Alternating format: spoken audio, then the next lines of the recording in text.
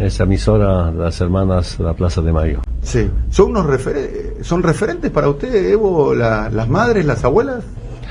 Sí, las madres, las abuelas, personalmente tengo una profunda admiración, mucho respeto, mucho cariño.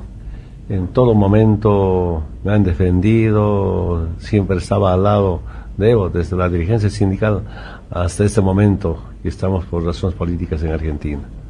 Pero también en Bolivia, sectores sociales, pues, tienen mucho afecto, las abuelas y madres de la Plaza de Mayo. Nosotros sentimos mucho orgullo de las madres de Plaza de Mayo, son como unas referencias y sabemos que son unas referencias en otros lugares del mundo. Es así también en Bolivia, digamos.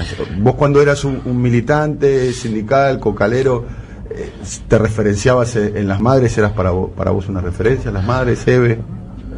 Siempre en ellas, muchos eventos internacionales, en Cuba, creo que conocí, en la década del parte de 80, 90, cuando empecé como dirigente sindical, no tenía mucho conocimiento, pero después que estuvimos en eventos internacionales, pues era una línea que nos daban con sus mensajes de la vida, de la humanidad, con sus mensajes de paz, mensajes de integración de los pueblos, de los más humildes. Realmente escuchar era toda una lección. Estar con ellas es estar como una universidad de la vida. ¿Cómo estás viviendo el exilio? ¿Te sentís exiliado? ¿Cómo es el exilio? Que es una situación nueva en tu vida, porque vos estuviste preso, estuviste perseguido, estuviste lo que llamamos nosotros en el llano, pero esta es una situación nueva. ¿Cómo la vivís?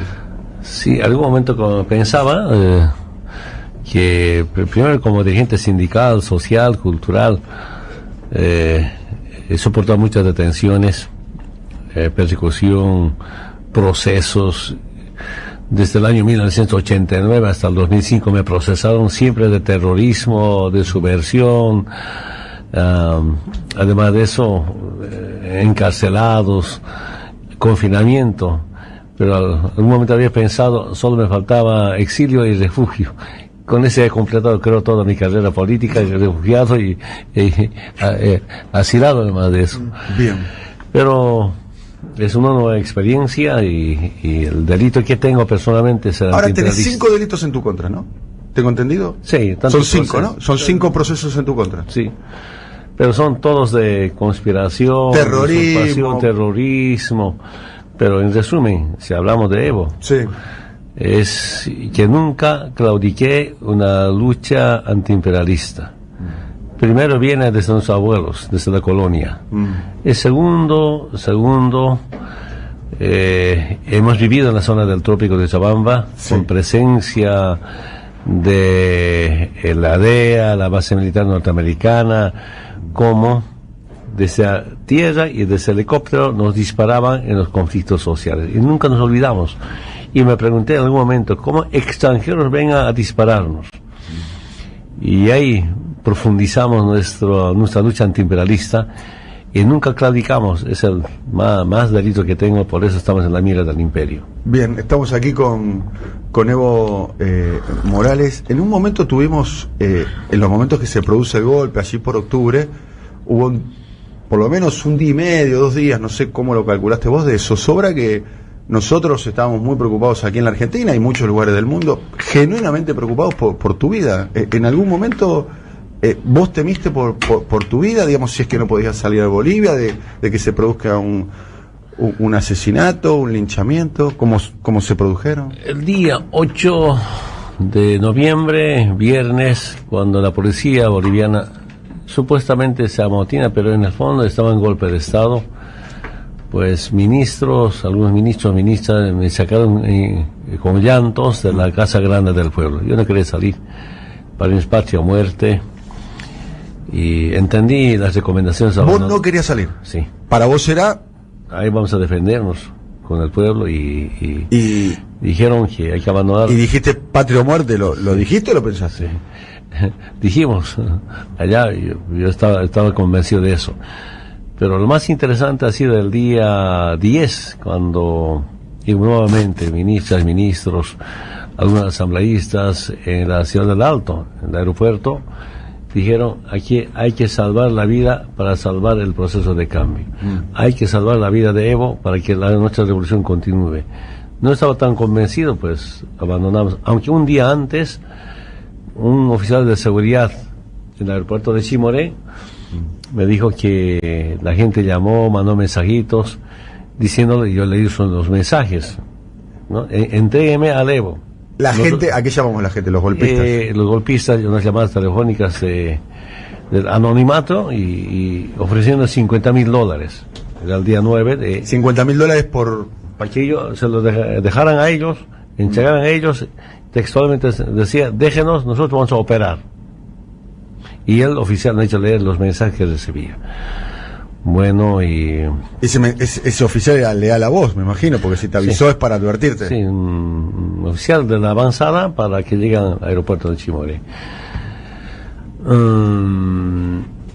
El día 11 era un momento muy difícil.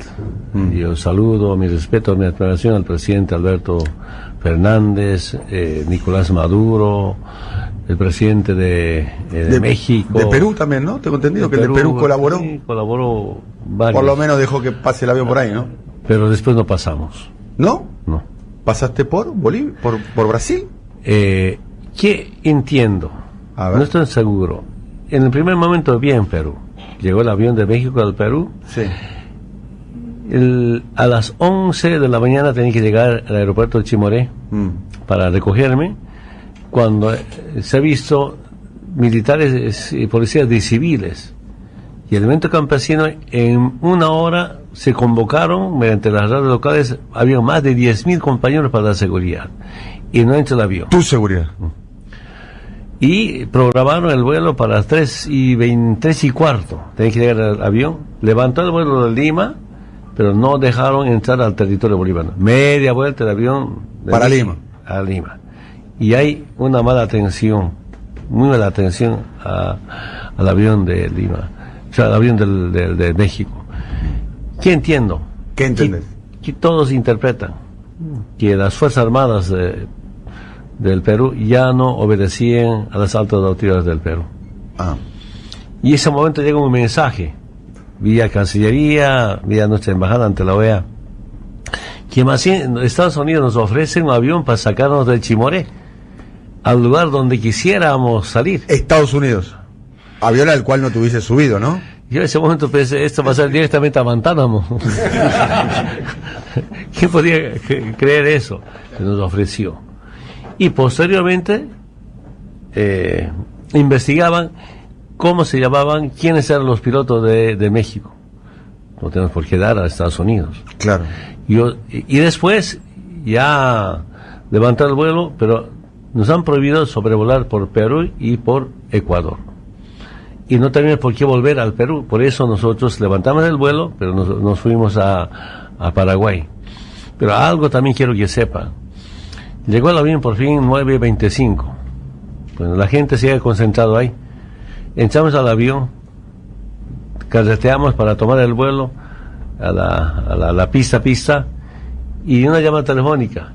Y le dice al piloto, el tiempo de permiso de vuelo ha terminado. Si no podíamos levantar el vuelo. Y nuevamente carreteamos a la terminal comercial, civil. Ese momento yo llamé a los compañeros que estaban concentrados y no me estaban dejando levantar el vuelo. La gente estaba retirándose, ya era 10:30 de la noche más o menos, sí. Entonces 11, otra vez. Y el representante de la Cancillería de México, como también los pilotos, nos decían, no van a salir del avión, es territorio mexicano. Bien. México bancó, ¿no? Bancó, estuvo bien México, ¿no? Muy firme. Claramente. Estamos aquí con Evo, que está tomando un poquitito de... Claro, está bien, hay que hidratar. De té de coca, ¿no? Fundamental el té de coca. Y un poco... Yo también me puse nervioso, ¿qué va a pasar finalmente? ¿Por qué? Otra ¿Qué vez, pensaste? otra vez movimiento de los militares en la pista. Y el Álvaro, nuestro vicepresidente, llamó al comandante de la Fuerza Aérea Boliviana, General Terceros, y le ha dicho textualmente, está bien, general, que no salgamos de Chimoré, aquí va a arder el aeropuerto. Vamos a arder seguramente nosotros, el avión mexicano, el aeropuerto, sus soldados. Aquí están más de 10.000 compañeros campesinos concentrados. Va a ser bajo tu responsabilidad. Le dijo Álvaro García Linera Al comandante de la Fuerza Aérea Boliviana, general Terceros. Y ese momento, entonces pasame con los pilotos. Le dice, tienen permiso para levantar el vuelo. Bien. Así salimos. Y ahí se fueron hasta Asunción, ¿no? Asunción. Porque no podían volver a Lima. No podían volver a Lima. Bien, está contando un relato de algo que nosotros vivimos a la distancia con mucha zozobra. Claro. Y ese día, por lo menos compañero, hermano Alberto Fernández nos llamó unos 2-3 veces cuando nosotros estábamos senda adentro, monta adentro, selva adentro, sí. O sea Alberto Fernández estaba en línea permanentemente con ustedes. ¿Cómo garantizar la salida? Para garantizar. Si no había 10.000 personas en la pista, no salía el avión. No salía.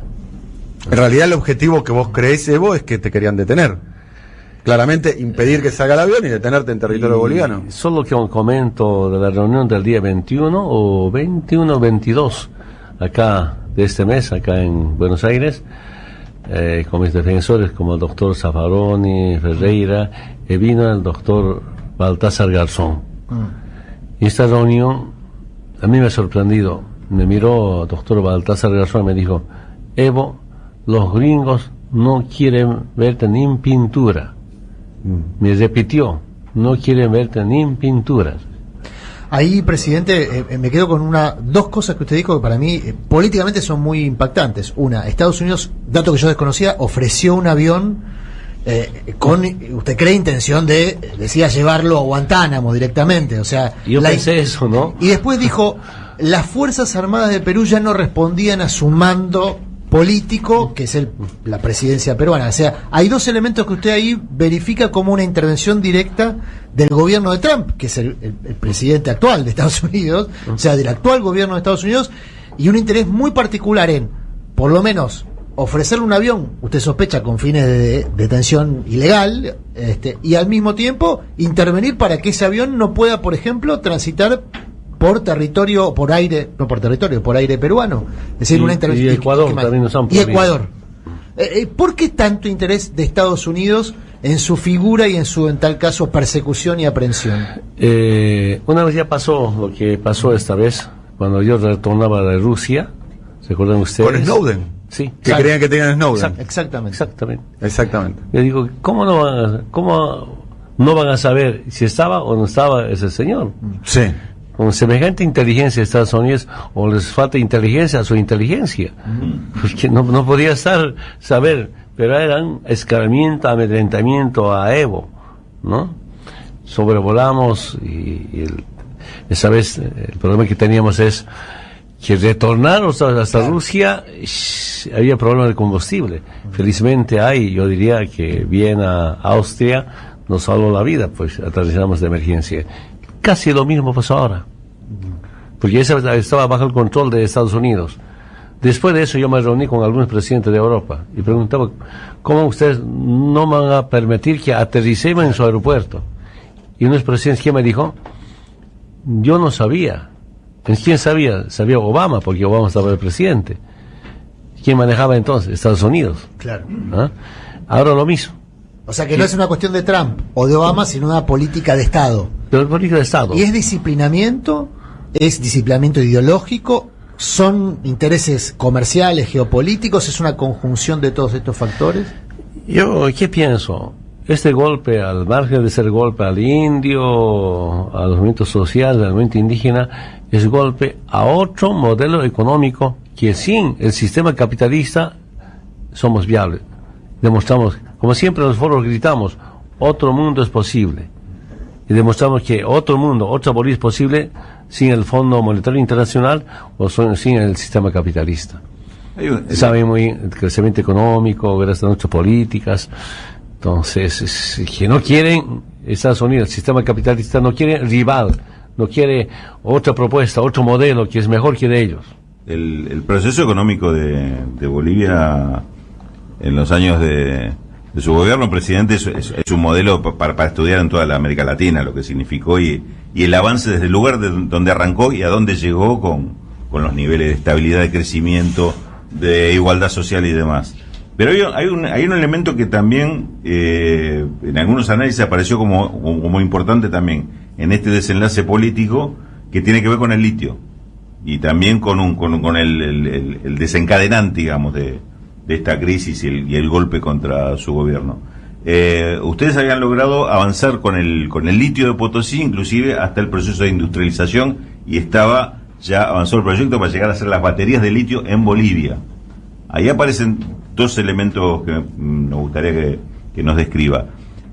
Por un lado, el papel de Pumari, el líder, uno de los líderes del golpe de Potosí, y por otro lado, las disputas económicas que se dieron es decir, con la empresa alemana que iba a participar del proyecto, el interés económico de Estados Unidos a que no avanzara ese proyecto. ¿Qué peso llegó a tener eso en la decisión? El otro motivo del golpe es evidentemente el golpe al litio. Creo que en el 2008 o 2009 estaba por Corea del Sur y me invitaron a ver una planta de baterías de litio. Impresionante. Preguntaba cuánto costó la instalación, la fábrica. Me dijo $300 millones. Ese momento yo pienso, ¿cómo yo no voy a garantizar $300 millones? Y le dije, haremos su gemela en Bolivia, en Uyuni. No. Y me di cuenta que ellos solo nos quieren para materia prima. Tal cual. Entonces, desde el momento que no quiere, la transferencia de conocimiento científico, tecnología para una planta de batería de litio, pensé y hablé con el vicepresidente Álvaro García Linera, cómo nosotros debemos empezar, pero como Estado industrializar nuestro litio. Recuperamos las concesiones, acabamos. Hemos empezado el laboratorio. Para tener laboratorio hemos contratado expertos internacionales, de europeos sobre todo. Ya cuando pasamos del laboratorio a la planta piloto, ya los bolivianos han aprendido los técnicos, jóvenes técnicos. A veces, cuando iba a visitar, me daban ganas de llorar. Todos los bolivianos ahí trabajando, jovenzuelos, en laboratorios. Ya saltamos a la industria. El año pasado entregamos la primera planta de cloruro de potasio. Exacto. Ya, nuestro 100% estatal. Y con nuestras reservas internacionales. Ningún crédito internacional. Ya teníamos plantas o plantas pilotos de carbonato de litio, de batería de litio. Debe ser hace unos 5 meses, yo fui allá, un carro ensamblado, hicimos funcionar con batería de litio boliviano, de la planta piloto. Impresionante. Ya estamos arrancando, y este año por ejemplo está previsto entregar la industria de carbonato de litio. De la planta piloto de carbonato de litio, año pasado tenemos que industrializar 400 toneladas de la planta piloto, y cada tonelada cuesta más de $10,000. Y había hidróxido de litio, que es cada tonelada cuesta cerca de $15,000, de acuerdo a los técnicos. Se estaban dominando todo el ciclo. Está avanzando. Y ¿qué porcentaje del litio mundial tiene Bolivia? Tengo entendido que Bolivia, parte de Argentina y parte de Chile tienen... El Salar de Uyuni. Yo creo que juntos deben estar por 70% de las reservas a nivel mundial. O sea, como la Arabia Saudita del litio. ¿Y cuál es la importancia del litio, digamos, para que entendamos todo, Evo? Yo quería primero terminar esta parte. Sí, cómo no. Entonces, por una cuestión de mercado, hicimos una licitación pública internacional, ¿no? Que hayan socios, ¿no? Para el mercado. Para hacer la fábrica. La fábrica ya está encaminado, aunque teníamos previsto 41 plantas, 14 solamente de litio. Plantas, industria de batería, hidróxido, y las otras plantas para insumos, claro, pero también para subproductos, como tema alimento, tema medicamento, y es un lindo plan, una inversión más de $5,000 millones, ¿no? Pero ¿a quién vendemos? Sí. Mercado. Entonces ahí buscamos socios. Bajo una licitación pública internacional de socios, entró China, entró Alemania, ¿no? Y estábamos en tratar con Rusia, Y soy muy sincero, yo dije, a este proyecto no va a entrar Estados Unidos. Claro. También por una cuestión geopolítica. Y yo sigo pensando, si los tres países, entre Chile, Argentina y Bolivia, industrializaríamos el litio, pero como estados, imagínense, de acá a poco tiempo nosotros podemos definir el precio del litio para todo el mundo. Ese es mi sueño. Evidentemente una buena cantidad está en Bolivia. Uno tiene 10.000 kilómetros cuadrados de salar. Y pasan, tanto total en Bolivia tenemos como 16.000 kilómetros de cuadrados de salar donde está el litio. Sí. La mayor parte en el departamento de Potosí y una parte en el departamento de Oruro. Entonces, sería muy importante entonces, si ustedes pueden definir el precio del litio, ¿no? Claro, podemos definir eso. Está en nuestras manos eso. ¿Por qué no unirnos entre Chile, Argentina y Bolivia? En algún momento tocamos nuestras reuniones de jefes de Estado. Y hablé con los técnicos de Macri, mira, hermanos, haremos conjuntamente la industrialización del litio. ¿Por qué? ¿Por qué litio? ¿Para qué litio? Es el futuro energético para todo el mundo. Los autos eléctricos, computadores, las computadoras celulares. ¿Se imaginan? Sí. Y está en nuestras manos. Y yo dije, yo no sé si por antiimperialista, aquí no participa Estados Unidos. Es otro delito que tenemos. No participa en el negocio, pero, a ver, ¿le adjudica alguna relación a la presencia inmediata previa al golpe de Estado de la hija del presidente Trump en el corredor del litio del lado argentino? Estuvo en Jujuy, auspiciada por una organización de Estado y por una organización paraestatal como la USAID, que ustedes conocen bien en Bolivia, que en Argentina es menos conocida. ¿Le adjudica alguna relación a esa presencia de la hija de Trump con el gobernador Morales, con el golpe de Estado? No está seguro. No está seguro. Estoy informado que estaba por ahí antes del golpe. También una vez ha viajado a Bolivia la hija de Obama. Es la única vez que el presidente Obama me llamó, informó que estaba su hija, está en reserva y seguridad, garantizó seguridad a pedido de su padre. Entonces no sé si, no tengo ninguna información si era parte del golpe, de la planificación. Puedo comentar mal, pero sabía que estaba por Jujuy. Estamos aquí con Evo, un programa histórico, esperando a Eve. ¿Cuáles son las razones, Evo, por las cuales elegiste la fórmula? No podés participar vos del proceso electoral como candidato a presidente. Ayer en Bolivia, por lo que estuve hablando con mis amigos allá, hay mucha expectativa con la posibilidad de que vos te candidates como a senador. Es una pregunta que ya te vamos a hacer. Pero, ¿por qué se terminó eligiendo a Lucho Arce, quien fuera gran parte durante todo tu mandato como tu ministro de Economía, y a David Choquehuanca? Bueno, está ingresando. Claro. En este programa, que definitivamente es un programa histórico, un momento de esos. Está ingresando nuestra querida Eve. Estamos aquí en el programa. Eve y Evo. Acá está la silla para vos, querés. Buen día. Grande. Me voy a parar.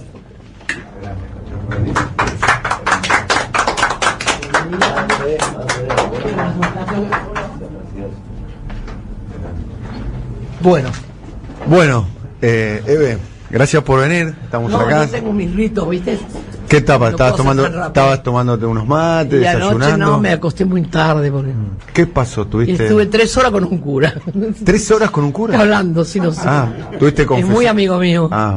Molina, que ya se Molina, Juan Carlos que Molina. Es colega de la radio, además, claro. Gran conductor. 3 horas estuve con él. 3 horas con Juan Carlos. Tenemos tantos temas para hablar. Claro, bueno, él estuvo en Haití, tiene muchas historias. Así que bueno. Claro. Bueno, estamos acá, mirá, en tu radio. Sigan con el programa. No, queremos escucharte el primer Yo tramo. los escucho. Por lo pronto, hay mucho afecto, mucho respeto por parte de Evo. Nos conocemos hace mucho. Hace muchos años, ¿no? Yo lo conozco cuando era chiquito y flaquito.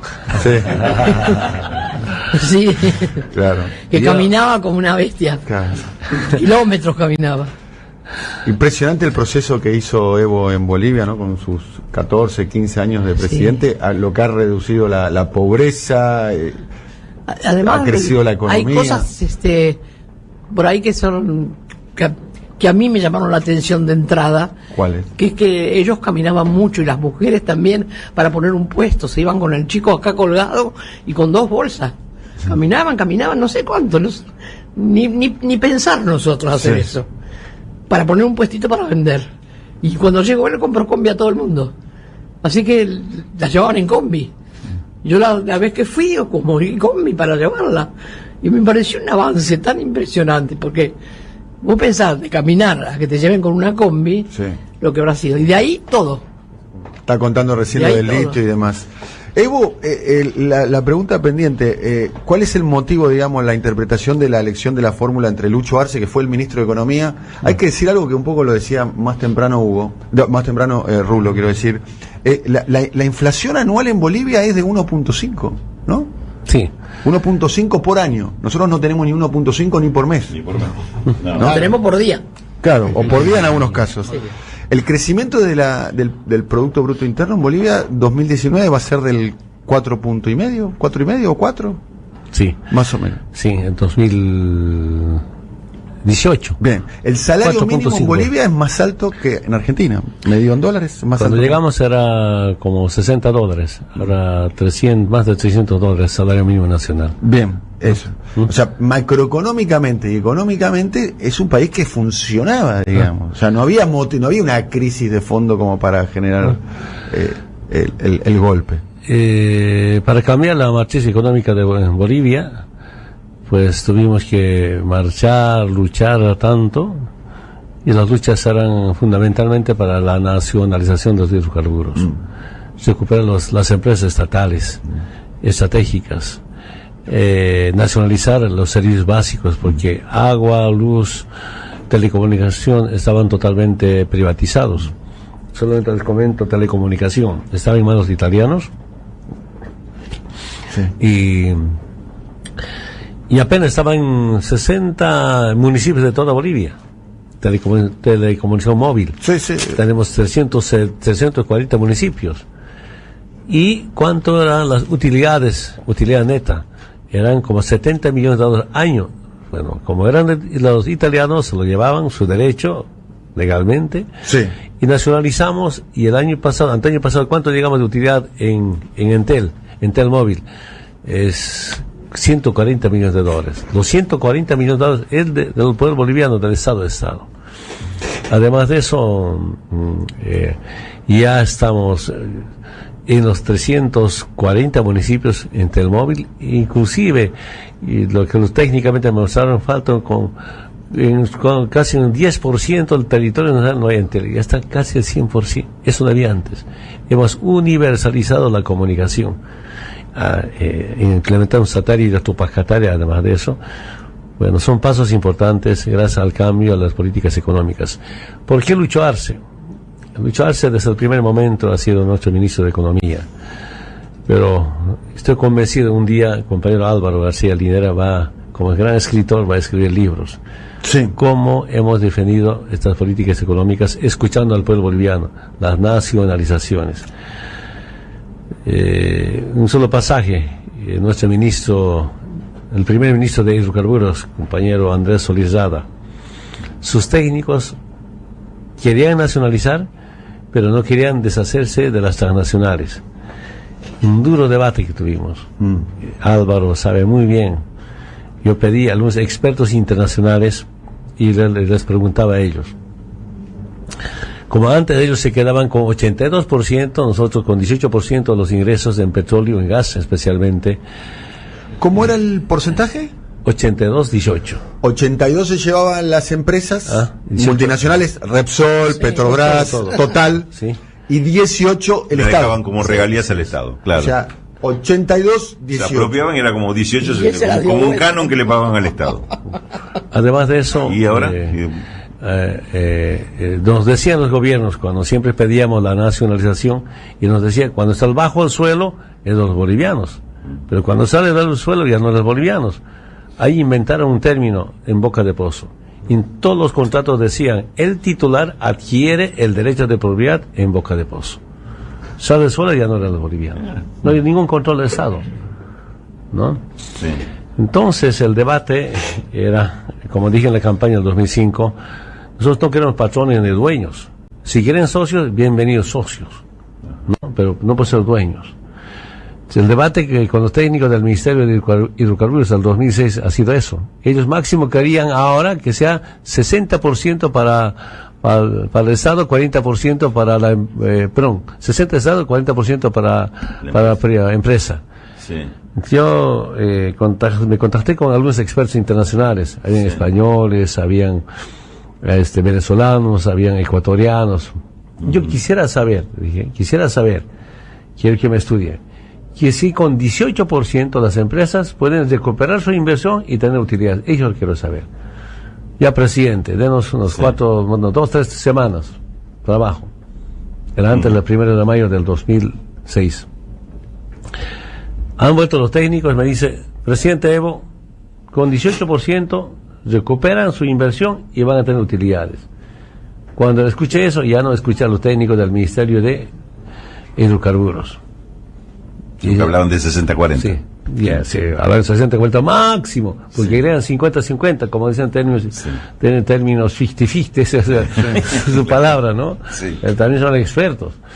Y el Álvaro dije, aquí va a ser, si quieren, se quedan. Y se quedan con 18%, nosotros con 82%. Ese es su modelo. O sea, respetaste el contrato, pero cambiaste los términos, digamos. Totalmente. Exactamente. Y además de eso, nosotros tenemos el control absoluto de todos los campos. Antes no había control. O sea, no es un modelo de distribución de renta, sino es un modelo de apropiación y distribución de renta. Me parece que hay una variante ahí que debería ser tenido en cuenta, porque te apropiaste vos del gas y del petróleo, y a partir de ahí se produjo el proceso de distribución. Pero te das cuenta que vos también sabrás mal. ¿Por qué? Porque vos decías apropióse era de él. Claro. No se recuperó. ¿Acaso recuperó el La control? recuperación, a eso. No quieren saber en Argentina cuánto tenemos, ¿no? En porcentaje. Claro, eso iba a decir. ¿No quieren saber? ¿O sí quieren saber? ¿Cuál sería? Actualmente, Sí. 88 la empresa, 12% de regalía para el Estado. Bueno, más o menos el mismo Sí, cálculo. peor que al principio, pero esto todavía ni siquiera se discute. El boca de pozo acá también funciona como criterio indiscutible. Pero De alguna manera el proceso que encabezó Evo es un poco que está en tela de juicio y muy cuestionado por la derecha en el mundo, por Estados Unidos, porque básicamente es un proceso que fue Claro, exitoso. porque los yanquis no se pueden robar más nada. Él no dejó ni un McGregor, no, McDonald's, nada que tengan va a pedir los yanquis. Qué momento virtuoso ese, ¿no? Evo también, ¿no? Estamos hablando de Néstor vivo, Chávez en velocidad crucero, Lula empezando en Brasil. Un momento glorioso. Un momento, Correa era una especie de salvando la diferencia, un momento parecido al siglo XIX, con la emancipación de Bolívar, San Martín. Mi siglo. Soy del siglo pasado. ¿Sí? Bueno, el siglo XX, el siglo XIX. Un momento muy y el post virtuoso no ese. al ALCA. Claro, fue muy virtuoso ese momento, ¿no? Y no, el Alca se hizo acá. Sí, en Mar del Plata. Alca al carajo, como dijo Chávez. La relación política y personal que tenían Claro. estos mandatarios, ¿no? Pues había un afecto entre ellos que también se hacía valer. Era lo que decían, que en ese momento se decía, son presidentes que se parecen a sus pueblos, digamos, porque eran gente muy ¿A quién muy natural, extrañas ¿no? más, Evo? ¿A Néstor, a Hugo? yo ¿A digo, los a dos? todos. A los... Sí, todos eran compañeros, hermanos, solidarios. Hugo Chávez, Lula. Claro, cada uno tiene su propia particularidad. Claro. Pero bien comprometidos. Cada uno precisaba del otro. Cada uno de ustedes precisaba del otro. Sí. Y era hermoso. Me acuerdo, por ejemplo, cuando nacionalizamos los hidrocarburos, tuvimos problemas con Lula. Petrobras. Sí, Petrobras tuvieron problemas con Lula, Petrobras. Y como Néstor y Hugo nos convocó a una reunión reservada en, ¿cómo se llama? Una ciudad cercana a Argentina, Paraguay, Foz de Iguazú. Ahí nos convocaron. ¿Ah, sí? Como unos 4 o 5 horas, los 4. Sí. ¿No? Para resolver, Sí. ¿no? El problema con Lula y con Petrobras. Yo explicaba, Lula me decía, yo estoy de acuerdo, pero ¿por qué no me has comunicado? A mí me ha sorprendido. Y durante la campaña Lula me dijo, sabe Lula, ¿no? Si Evo tienes algún problema, algún tema, mediante profesor Marco Aurelio. Sí, Marco Aurelio García. Marco Aurelio García. Yo llamé varias veces, no me contestó, no abortó la llamada. Yo dije, me dijiste, Lula, que me comunica mediante Marco Aurelio. Tantas llamadas, no me ha devuelto llamada. Finalmente llegó 1 de mayo, tenía que nacionalizar. Claro. Ya después acordamos y salimos abrazados. ¿Cómo fue la esa obra charla? de Néstor y Hugo Chávez? ¿Y Evo y Néstor estaban a favor tuyo de alguna manera? O sea, en argumentando todo a favor caso, tuyo. pero no pueden estar peleados como compañeros, un obrero con un indio, presidentes, no pueden estar peleados. Entonces nos han juntado para hacer sana como dicen en Bolivia. Y hemos resuelto. Bien. Momento histórico ese. Porque en Sí, ese momento él y Lula eran los únicos laburantes que iban al poder. Claro. Además tenían cargos, eran economistas, eran los únicos dos que Un venían abogado y abajo. un militar. De los 4, un abogado, un militar, un indio y un Obrero. obrero y un obrero Y un industrial. metalúrgico. Y un obrero industrial, claro. Y un metalúrgico. Ahora, Perdón, sí, yo tengo que saber cómo se organiza una reunión secreta de este volumen. ¿Cómo se organiza una reunión secreta de 4 presidentes? Pero es nada, para saber, para estar atento a la próxima, a ver si podemos encontrar el lío. presidente, a este momento virtuoso del que estamos hablando, de las cosas que describe la experiencia que tuvimos en Argentina, surgió una obvia reacción, surgió con consecuencias dolorosas, un golpe de Estado en su país, lo que hemos sufrido nosotros con 4 años de regreso del neoliberalismo. ¿Qué aprendizajes deja el haber tenido ese momento tan virtuoso y sin embargo haber sufrido esa reacción y una realidad que buscó desactivar, destruir y pasarle por encima a muchos de los logros que tuvieron ustedes como presidentes? A veces es difícil de entenderse también con sus compañeros. Algunas reivindicaciones de algunos sectores sociales no solamente son exageradas, hasta indeseables para otro sector, inclusive para la nación. Yo en las negociaciones que tuve con la Central Obrera Boliviana, en un momento decía, a ver, compañeros, hablemos como dirigentes. Yo ya no soy presidente, Evo dirigente sindical, hablemos como dirigentes. ¿Por qué luchamos? Luchamos por esto. Esto se ha hecho, esto se ha hecho. Ustedes si quieren exagerada reivindicación, aquí ¿dónde va a ir a Bolivia? Ya lo apagamos. ¿No? Todo lo que hemos planteado desde la lucha sindical, social, se ha cumplido. Y ahora nuestra tarea es cómo ampliar, siempre digo, al aparato productivo. Entonces, entienden, bueno, ahí nos tratamos como dirigentes sindicales.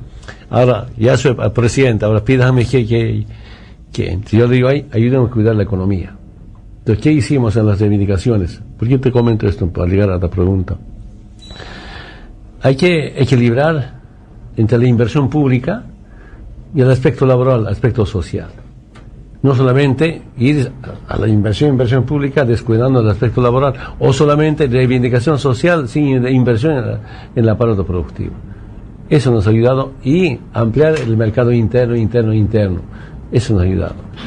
Pero ¿cuál es el problema que hemos tenido? Con la redistribución de la riqueza, como 3 millones de bolivianos y bolivianas han salido a la clase media, era pobreza. Ellos dejaron su identidad, ya no se preguntan de dónde vienen y por qué están ahora mejor que antes, ¿no? Y cuando hay movimiento económico, se da forma de cómo mejorar su economía. Cuando al pueblo no le falta movimiento económico, no le falta alimentos, si sobre eso no le falta luz y agua, el pueblo está tranquilo. Siempre hay pequeños problemitas, pequeñas reivindicaciones, normal. No, algunas protestas, usan algún pequeño por fines políticos, no. Pero lo más importante es garantizar movimiento económico y alimento. ¿Por qué digo alimento? Porque durante el proceso constituyente han empezado a especular alimento. La derecha, los comerciantes, los intermediarios, y todos me echaron la culpa a mí. Por culpa de Evo no hay aceite, por culpa de Evo no hay arroz, por culpa de Evo no hay, soya, vamos a decir. Cuando habiendo, ¿y qué me hicieron? Preferían vender en más baratos productos fuera de Bolivia que en Bolivia. Esa es la guerra económica, la batalla económica. Y por eso hemos creado unas empresas estatales para eliminar los intermediarios y ayudar a los pequeños productores. Entonces, esa gente a veces que salió, abandonó la extrema pobreza, la pobreza moderada, se olvidan de dónde vienen y se suman a la conspiración, o tal vez tienen otras expectativas. Y otro problema que entendía es, con los mismos dirigentes sindicales, las reuniones, sector sindical, obrero, campesino, indígena, pelea por obras, menos el debate político e ideológico. Última pregunta, ¿cómo están caracterizando? Porque hay una discusión acerca de que si este es un momento para ir a la retaguardia, un momento donde la correlación de fuerza no permite cambios. Es una discusión que está en América Latina. Y todos discuten, bueno, Lula estuvo preso, recién está liberado, lo que está pasando en la Argentina, lo que pasó en Bolivia, en Brasil. ¿Es un momento así o es un momento donde en Bolivia el golpe no fue eficaz el golpe, no terminó de consolidarse el golpe, tiene serias dificultades el golpe? En la Argentina la derecha perdió y perdió taxativamente, no es que perdió por poquito, perdió por 8 puntos en primera vuelta. En Brasil, en el último año, Jair Bolsonaro perdió la mitad de su imagen. Ganó con el 60% de balotaje y tiene 30% de intención de voto. La imagen no quiere decir el poder, ¿eh? El poder. Bueno, pero le está costando mucho. La imagen es una cosa, el poder es otra. Bien. Eso se mantiene. A mí me parece que Lenín Moreno le va mal. no podemos ser buenos. Yo creo que tenemos que ser agresivos en todo lo que sea necesario, porque si no nos siguen comiendo desde abajo. Si nosotros no hacemos nada contra los tipos que hablan peste, si no hacemos nada con la justicia, los jueces son todos comprados. No podemos seguir con jueces así, que ganan una fortuna. El otro día me dijeron la fortuna que tienen ahorrada la Suprema Corte. Yo dije, ¿por qué no se la sacamos y damos de comer a los chicos con eso? No sé cuántos miles de millones de dólares ahorran de los 800.000 pesos que cobran por mes. Muchos describen que la derecha está hegemónica en la región y a mí no me parece cuando... Pero mantienen el poder de fuego. Lo que pasa en Chile es que Piñera mantiene las Fuerzas Armadas y de Seguridad de su lado. Pasa lo mismo en Colombia y cada vez... ¿En Bolivia? Y en Bolivia el ejército lo que pasó a Evo fue lo opuesto. Perdió, ¿no? Fue una de las autocríticas que hizo Evo, que no tuvo una intervención decidida durante su mandato sobre las Fuerzas Armadas y eso claro. le hizo perder, ¿no? Y acá, comparando con otros procesos. Y acá si no nos amigamos con las Fuerzas Armadas, estamos en el horno también, ¿eh? Si seguimos con los juicios, no, para la mano. Alguna vez tenemos que tener algunos para nosotros. ¿Cómo es eso? ¿Qué tenés? Hace rato que planteo eso yo. Mira, entre poner preso a un milico y pelear porque un chico coma, peleo porque un chico coma.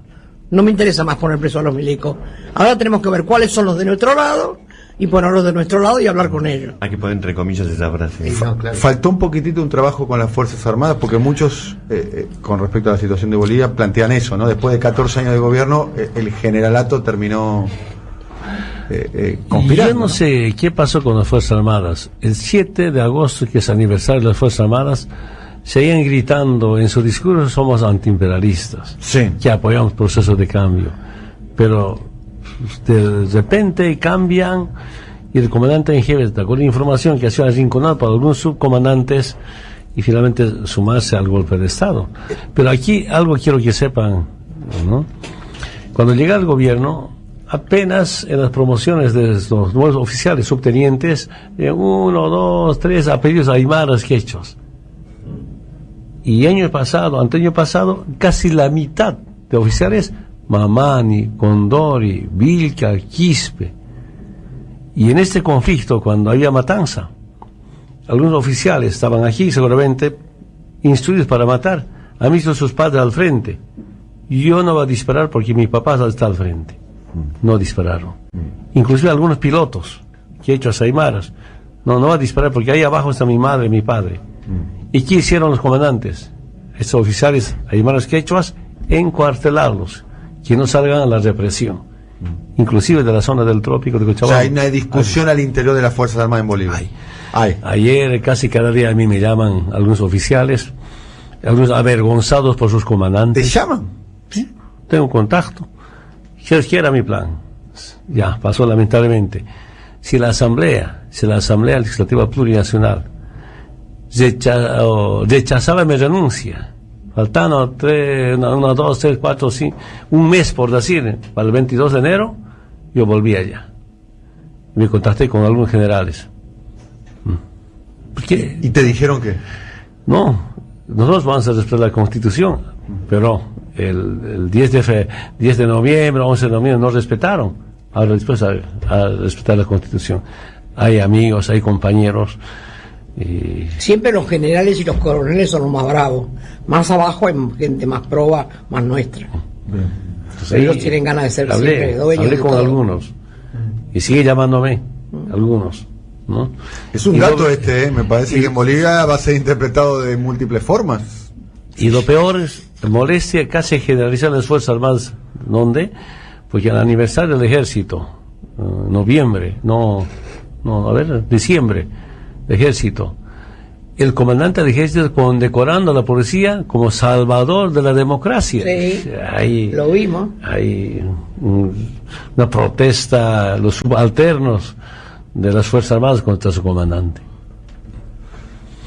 Eve, las últimas palabras para Evo de este No, programa. las últimas palabras, no, Las si últimas no, palabras hoy. no voy a morir todavía. Hoy.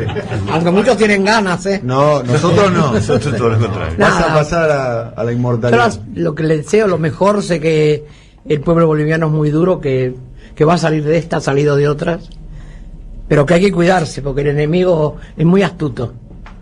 No vale la pena ser un héroe muerto ni un héroe perezo. Tenés que preservarte. Bien, básicamente descartando lo que vos dijiste que cuando estabas Por lo menos por un tiempito, hasta que se aplaquen los ánimos. en la Casa del Pueblo, dijiste Que los lobos no estén tan cerca. Pero sé que van a ganar, yo estoy confiada. No, muchas gracias por las recomendaciones, hermana. No, Me nada. encantan tus reflexiones. Este programa, sabes, Daniel, que es el mejor de la mañana. Gracias. Mirá que nunca dije, ¿eh? Pero es el mejor Que de lo la digas mañana. vos. Es muy buen programa. Tenemos el Muy premio buen Eve programa. Bonafini. Qué grande. ¿Te gusta, Eve? Sí, Es un muchísimo. orgullo para nosotros. Mirá que yo escucho estés muy- como soy oyente. muy escuchador O sea, sé, de radio, sé que ¿eh? sos oyente, un oyente además. Porque la calificado. radio educa, la televisión distrae. Muy bien. Hicimos un Para programa terminar, se remira eso. decirles, estamos convencidos. Si no hay fraude y si no hay golpe, vamos a recuperar lo que nos pasó en las elecciones del 3 de mayo. Estamos convencidos porque hay algunos hermanos arrepentidos por haber votado por la derecha, pero ahora reflexionan y sobre todo indignados, y nosotros tenemos la oportunidad de aprovechar esa indignación como aprovechamos para el voto del 3 de mayo. Estamos convencidos y ese esfuerzo, compromiso, esta clase de coberturas, el acompañamiento de Argentina, del pueblo, del gobierno, no va a ser en vano, solo puedo prometer eso. Muchas gracias. Evo Morales, Eve Bonafini, programa histórico, muchas gracias.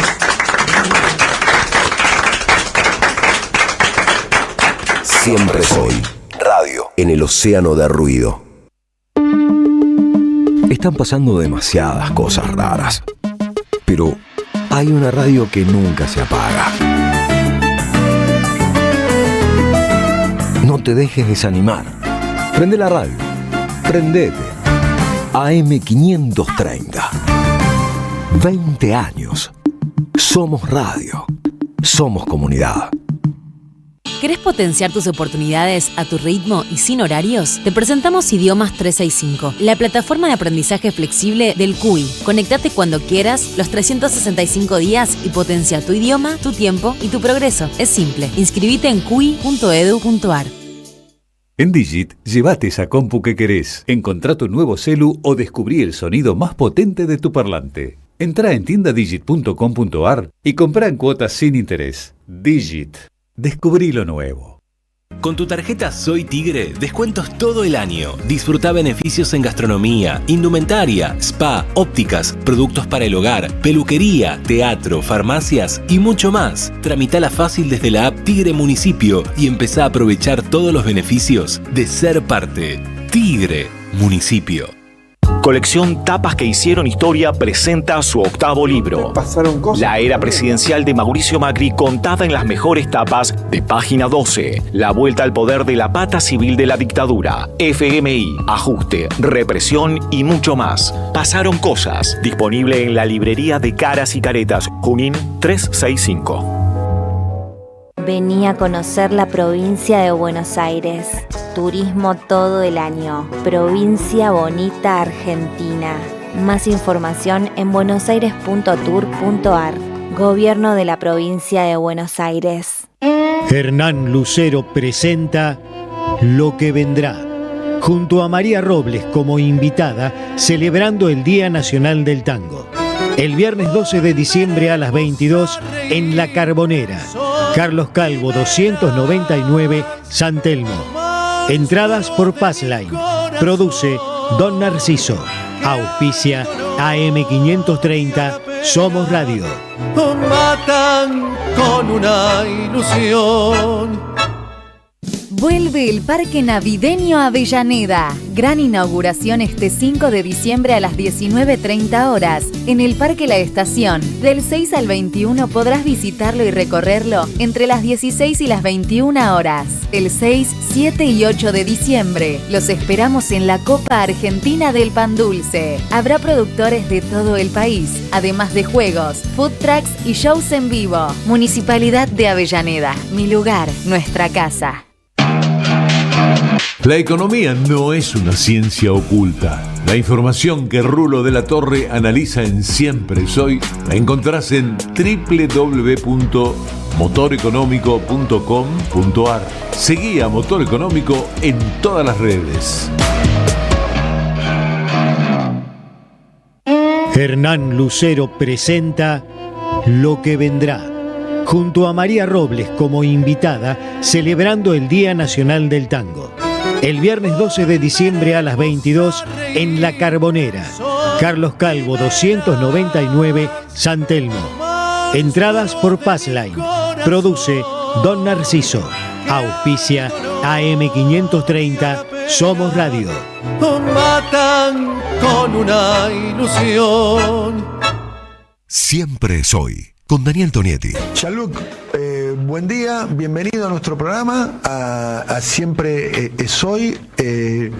¿Cómo fue la reunión ayer con Cristina? ¿Cuáles fueron los temas que se fueron tocando? Y tengo mucha curiosidad de cómo ha vivido usted, cómo ha observado usted, Jean-Luc, el proceso que se vivió en el Cono Sur, no me animaría a decir América Latina, pero quizás América Latina, a principios del siglo XXI, con Kirchner, con Lula, con Correa, con Evo, con Chávez. ¿Qué observa de ese proceso? Sí, para dar una respuesta tengo que al inicio rectificar algo. No soy miembro del Partido Socialista. Fue miembro. Lo fui, sí. Muchos años, 32 años. Y esto tiene que ver con el tema de esta mañana.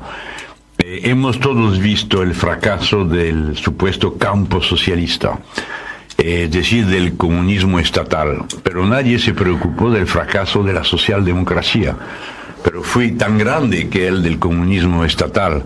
Y en Europa, este fracaso permitió una victoria casi total de los sectores del nuevo capitalismo financiero, cambiando todas las estructuras que teníamos y las estructuras, la correlación entre industria, financia, etcétera, etcétera, que estructura un país y más que todo a Francia, porque Francia es construida alrededor de su Estado, de sus servicios públicos, de sus grandes empresas, que sea metalúrgica, carro, no sé qué.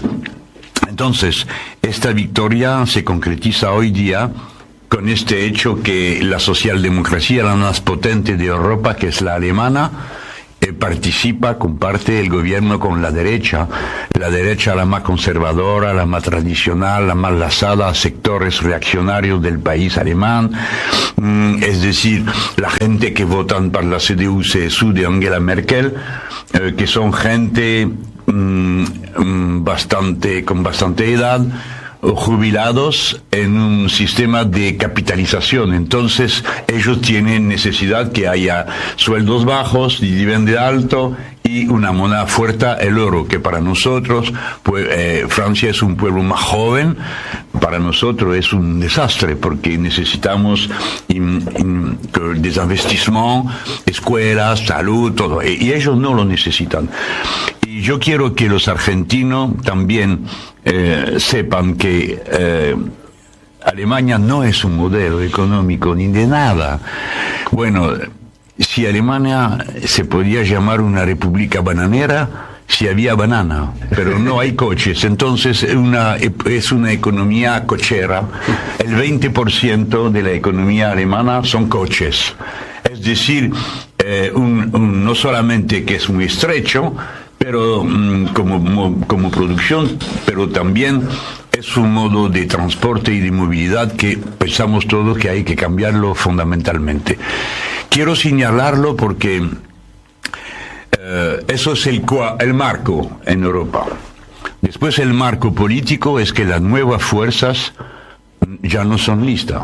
Entonces la ola que pasó aquí al inicio del siglo y al final del XX no pasó en Europa. Hay dos heredores de las revoluciones democráticas. Nosotros la llamamos revolución ciudadana para que sea más simple y entendiendo que estas revoluciones ciudadanas hoy día no somos capaces de escribirla totalmente, pero conocemos dos fases. La primera, que vamos a llamarla Argentina, es que se vayan todos. Es un proceso global de rechazo. Y esto lo hemos constatado en muchos países en el mundo después, ¿no? Bueno, surgió por primera vez acá. Y la segunda fase es la fase constituyente que hemos observado en Ecuador, en Venezuela, Bolivia, ¿no? En Bolivia, y es decir que con el proceso constituyente, que es un proceso institucional, pero es un proceso político de autoconstrucción del pueblo por él mismo, definiendo sus derechos mutuales y entonces definiendo políticamente, porque el pueblo es una entidad política. Ustedes saben que de aquí surgió también el pensamiento de este momento político con Ernesto Laclau y el populismo. Nosotros no usamos el término populismo porque en Europa es bastante complicado, depreciado y no necesitamos términos como izquierda. Son términos que antes de acabar la pelea ya todo el mundo ha muerto. Entonces necesitamos que haya términos con cual adelantar, que sean banderas y que seamos capaces de seguirle. Disculpe que estoy hablando muy largamente, pero este punto tiene su importancia. Es que no hay en Europa que dos heredores de la ola democrática en América Latina, de su forma, de su contenido. Son Podemos a España, que fue primero, y nosotros, Francia en su misma, que no somos partidos, sino movimiento. Y este punto también tiene su importancia porque hay que considerar que no queda nada de izquierda en Italia, en donde había el más poderoso Partido Comunista de Europa. No queda nada de nada, sino pequeños grupos muy valientes que nosotros apoyamos, pero que no tienen importancia electoral hoy día.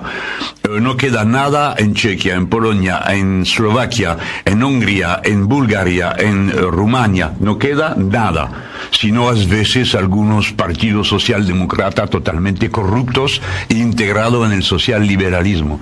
Entonces, el momento es muy peligroso y eso es lo que yo quiero alertar a mis amigos argentinos. Es muy peligroso este momento en Europa. Domina la ultraderecha, está creciendo en todos los países, hasta Alemania, y para eso es un señal muy, muy malo. Y crece la xenofobia, el racismo, hasta que Europa casi entera es una actitud muy mala en contra de los migrantes que vienen de África, y si salen de África no es por turismo, es porque la política de Europa, los tratados comerciales echaron la gente de su casa. Bien, entonces eso es el momento. Aquí es el único rincón en el mundo en donde se hace una respuesta, una movilización con éxitos electorales en contra del neoliberalismo. Por eso lo digo, porque no sé cuántas veces me dijeron, qué original usted, se interesa a América Latina, porque con la arrogancia tradicional de los europeos y su europeocentrismo, para ellos América Latina es como si, América del Sur es como si fuera una masa de indígenas folclóricos cantando con guitarrón y fumando cigarro. Lo que estoy diciendo es caricatural, pero yo lo siento así, es increíble. Me burlan de mi amistad por América del Sur diciendo, Melenchón, qué bien, te va en México, le gusta la pampa y el zapatismo, pero bueno, de pampa no hay, por favor, en México. Y Andrés Manuel López Obrador no tiene nada que ver con el zapatismo, al contrario.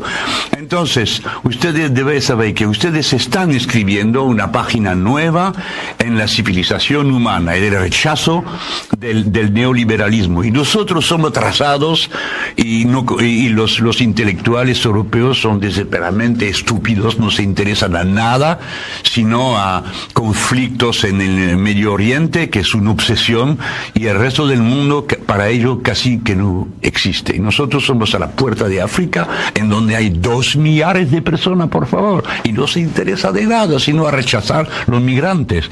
Y de Asia no está presente tampoco en el debate público en Francia, y cuando se hace un G7, este dominio ridículo y inútil que tenemos, no hay indios, no hay chinos, no hay rusos, y nadie se preocupa de eso, que ellos representan más de la mitad de la humanidad, y se siente como los dueños del mundo, que este reino, yo pienso que está acabándose. Vemos ahora allí también mismo en la televisión, vemos movilización popular. Qué suerte ustedes tenéis, porque aquí se rechazó el cambio del Código del Trabajo y nosotros fuimos incapaces.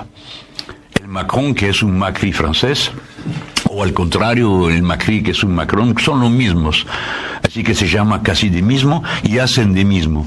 Eso es una fuerza para Argentina, que haya un movimiento social tan poderoso. Nosotros de cualquier manera estamos hablando con Jean-Luc Mélenchon, la verdad muy interesante escucharte, también queremos escucharlo a Oscar, seguramente preguntas que tiene para hacerte Jean-Luc. Vivimos muy de cerca el fenómeno de los sucesivos sábados y las sucesivas movilizaciones de los llamados chalecos amarillos, y nosotros nos admirábamos también, y hablábamos de las movilizaciones francesas que eran importantes. Cuando los franceses ganan la calle es porque se está preanunciando algo. ¿Qué quedó de la protesta de los chalecos amarillos, que se inició por un aumento de combustible, ¿no? Por la desregulación del aumento de combustible de apenas 6 centavos de euro por litro de gasoil? ¿De qué quedó esa protesta y qué expresaba esa protesta de los chalecos amarillos?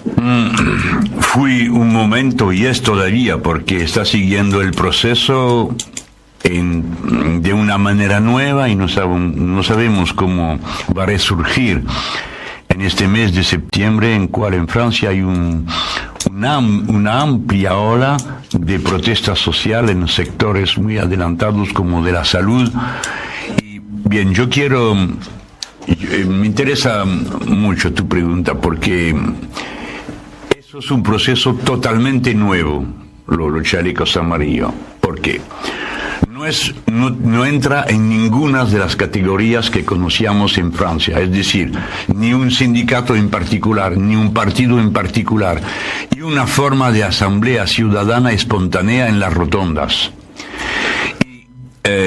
Como tú lo mencionas, al inicio fue el precio de la gasolina, pero rápidamente surgió todo que había detrás de este tema, que la organización territorial en el capitalismo de nuestro tiempo rechaza a los medios populares de más en más lejos del centro de la ciudad. Ese es el modelo francés, pero también de otros países europeos.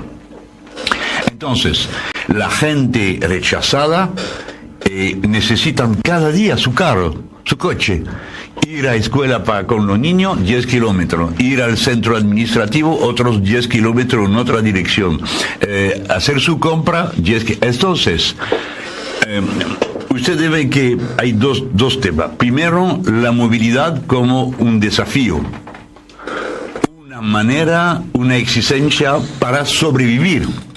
No es para pasearse, para sobrevivir. Entonces, este hecho, es decir, que en nuestra época acceder a las redes colectivos es el desafío central, que permite que surge un actor social nuevo, que no es la clase obrera, que es el pueblo, el mismo. El pueblo son la gente que necesitan acceder a las redes colectivas y la forma de este acceso da un contenido social y político diferente si la red es privada o es pública. Y lo que te permite acceder, la red te permite acceder a los bienes comunes. Eso se comprende muy fácilmente con el ejemplo del agua.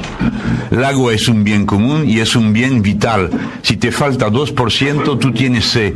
Si te falta 10%, estás delirando. Y si te falta 12%, ya muerto. Entonces, el agua es el tema que nos permite de comprender lo que quiere decir como es vital para sobrevivir, acceder a las redes colectivas, porque nadie puede sacar su agua de su pozo. Eso en Francia es imposible. Además, con el cambio climático, los pozos también se vacían. Entonces, eso es lo que ocurrió en Francia. Surgieron una insurrección ciudadana. Y como siempre, empieza con una reivindicación social y se acaba con reivindicación política de autocontrol del pueblo sobre su vida cotidiana y es decir, también en las instituciones. Así, los chalecos amarillos son la mejor demostración de lo que quiere decir la era del pueblo y las revoluciones ciudadanas. Y vemos que esta forma es la de que conociste ustedes con los piquetes acá, o en las luchas anteriores, o lo que hemos visto en Algeria en contra del régimen actual, que es una insurrección ciudadana. Esa forma de insurrección tienen características que nos percutan mucho, porque cuando hay una movilización de esta naturaleza, nadie puede picar su bandera y apropiársela, como antes se hacía con los partidos vanguardistas, etcétera. Entonces, nosotros fuimos muy poderosos en las rotondas. Había algunas insumisas, otra de ultraderecha, otra de nada, pero nos quedamos ayudando, apoyando, pero sin bandera, sin símbolos de pertenencia a los insumisos. Pero eso es bien, ayudamos tanto que podíamos, pero no fuimos capaces de decir, por favor, haga esto o esto, porque nosotros tenemos la experiencia de la lucha y también los sindicatos, porque si se los apropiamos, va a rebajar el nivel y la capacidad de agrupación que tienen. Bueno, esa es la buena parte. La mala es que el poder macronista supo con inteligencia dividir al frente social. Entonces cortaron las clases medias de los medios populares, enseñando que los chalecos amarillos fueron bárbaros, violentos, antisemitas, homófobos, no sé qué, y a veces peor que todo, melenchonista. Entonces cortaron los medios de la clase media de los medios populares. Y el movimiento sindical en Francia, que es bastante rebajado hoy día y debilitado, por una parte condenó al movimiento y por otra parte se quedó muy frío, sin actuar de cualquier manera, sin participar, sin organizar a nadie.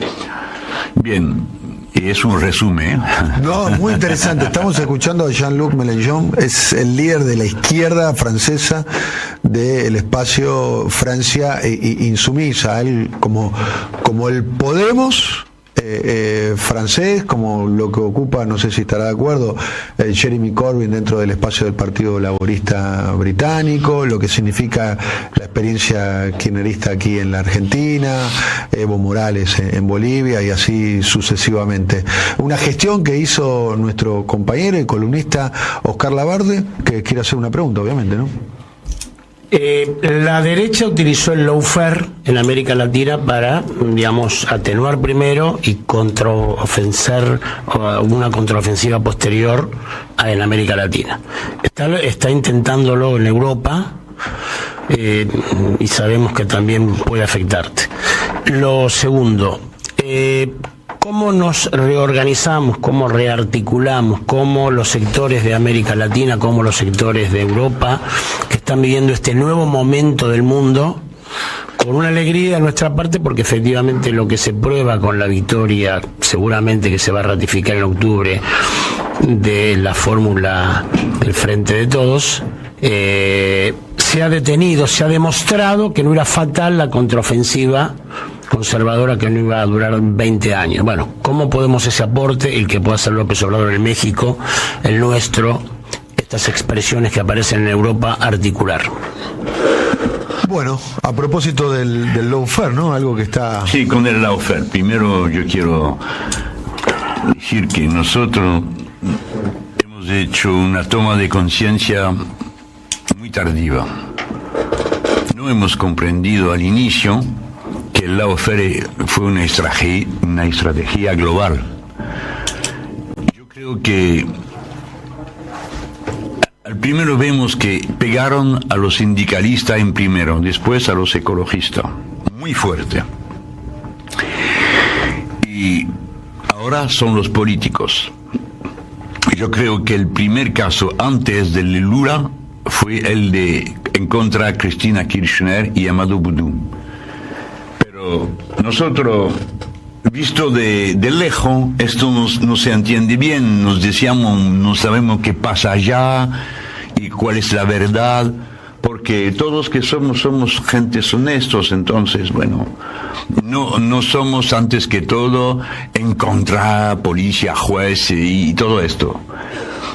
Y fue un error de nuestra parte. Si había ido una movilización al inicio, puede ser que hemos sido capaz de bloquear esta ola que pasó después a Lula, y de Lula a Correa, y de país por país, uno por otro, y hoy día, en un proceso muy semejante, en Francia, violencia total de la represión como nunca, y nos quedamos tan siderados porque es nuestra patria y no conocíamos nada de esta violencia. Desde los años de la descolonización de Algeria no se conocía tanta violencia policial, judicial. Y en contra de los chalecos amarillos se armó una estrategia de violencia sistemática del poder. Fíjese, 22 personas perdieron un ojo con tiroteo de policía. 6 de ellos perdieron una mano.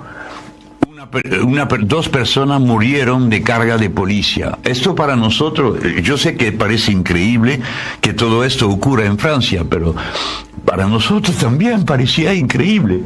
Y a mí me hicieron también un golpe judicial, que no voy a contarlo porque no es el momento y no tiene tanto interés, pero muy simple, como siempre, una denuncia absurda, una campaña de prensa, una encuesta empezada por el fiscal, y bueno, lo siguiente ustedes lo conocen todo, después te ponen una trampa, y pasas tu vida a explicarte judicialmente, y bueno, y la gente le borrea también entender todo eso, y al final se dicen, bueno, pero no hay humo sin que haya a veces un fueguito, bueno, y entonces tú te sientes culpable y pasa tu tiempo a defenderte. El lawfare hoy día es generalizado en el mundo entero, porque yo me despertó, lo digo francamente, muy tarde. Hasta para mi propio juicio, yo no lo creía, hombres. Yo no lo creía que fueron capaces de persecutarme judicialmente por mis opiniones políticas, porque yo soy un presidente de una bancada, un bloque, como se dice aquí, de un grupo opositorio muy conocido, reunió 7 millones de voces en la elección presidencial, es decir, casi el 20%. Yo no fui capaz de comprender, admitir que estaban persecutándome. Yo creía que eso fue reservado a otros en otros países. Y cuando nos levantamos para luchar en contra del lawfare, después de, bueno, primero comprender que no es un caso francés, que es universal, y que cada vez pasa por las mismas etapas en todos los países, con la misma forma, los mismos argumentos. Es una estrategia mundial que lo enseña el imperio, yo pienso, a sus colonias europeas, de América del Sur y etcétera. Pero vemos que también en Asia, también en África, hay muchísimos casos de semejante. Entonces, dando mi gira antes del juicio que van a hacerme al final del mes de septiembre, primero yo quería ver a mis amigos y a América del Sur antes que me encarcelan o me inhabilitan, pero yo no sé, pasar eso? Claro, porque son capaces de todo. Yo no lo creía. ¿Cómo puedo creer que vayan a hacer juicio día y noche en contra de los chalecos amarillos? Usted se fije, que me escuchan, día y noche, cuando sacaron la gente de la calle de una marcha, lo echaban al tribunal, y día y noche, es decir, que hicieron juicio a las 4, las 5, las 6 de la mañana, y con cárcel firme para ellos. Y esos días que han pasado también echaron a la cárcel no sé cuánta gente. 2.000 personas fueron condenadas en los tribunales franceses por ser chalecos amarillos. 2.000 personas. Y de esto se enorgulla el primer ministro. Lo decía frente a la asamblea y a los diputados Playmobil, que levanta la mano como robó. Los diputados Playmobil, esa te la vamos a robar. Sí. O sea, no saben de qué se trata, pero levanta la mano y se la queda bloqueada así, levantada. Que sí, de que no me importa, sí. Bueno, estos son los diputados Playmobil, 300. Nosotros somos 17 y la gente nos conoce uno por uno. Ellos una masa confusa, reaccionaria. Y ellos, el primer ministro decía, nosotros tenemos 2.000 condenados, y ellos aplausos, se levanta, qué alegría, como si la justicia, su uso, fue de ser implacable y no justo. Entonces, eso es el ambiente en Francia. Pero usted lo sabe, con la hipocresía de los europeos, dan sonrisas, son tan contentas de ellos, limpito, perfumado, ¿cómo se llaman? Pelucones, como lo decía el Rafael Correa. Esos son los macronistas. Fifi se llaman en México, pelucones en Ecuador y escuaridos en Venezuela. Son lo mismo en toda parte del mundo también. Chetos, decimos acá. Chetos. Aquí chetos. Chetos, se puede decir chetos. Ah, qué bien. Checoslovaquia. Claro, sí. No, sería más o menos, ¿no? La definición, ¿no? De Fifi. Fifi también más un argot más tanguero. Pero qué bien lo que está ocurriendo en México. En un día de voto, misma característica que Argentina. En un voto sacaron a todos. Un día. Primero, como nunca, el nivel de voto del presidente Andrés Manuel López Obrador. Y toda la Cámara de Diputados, todo el Senado y miles de municipios pasaron a Morena. Es un proceso revolucionario.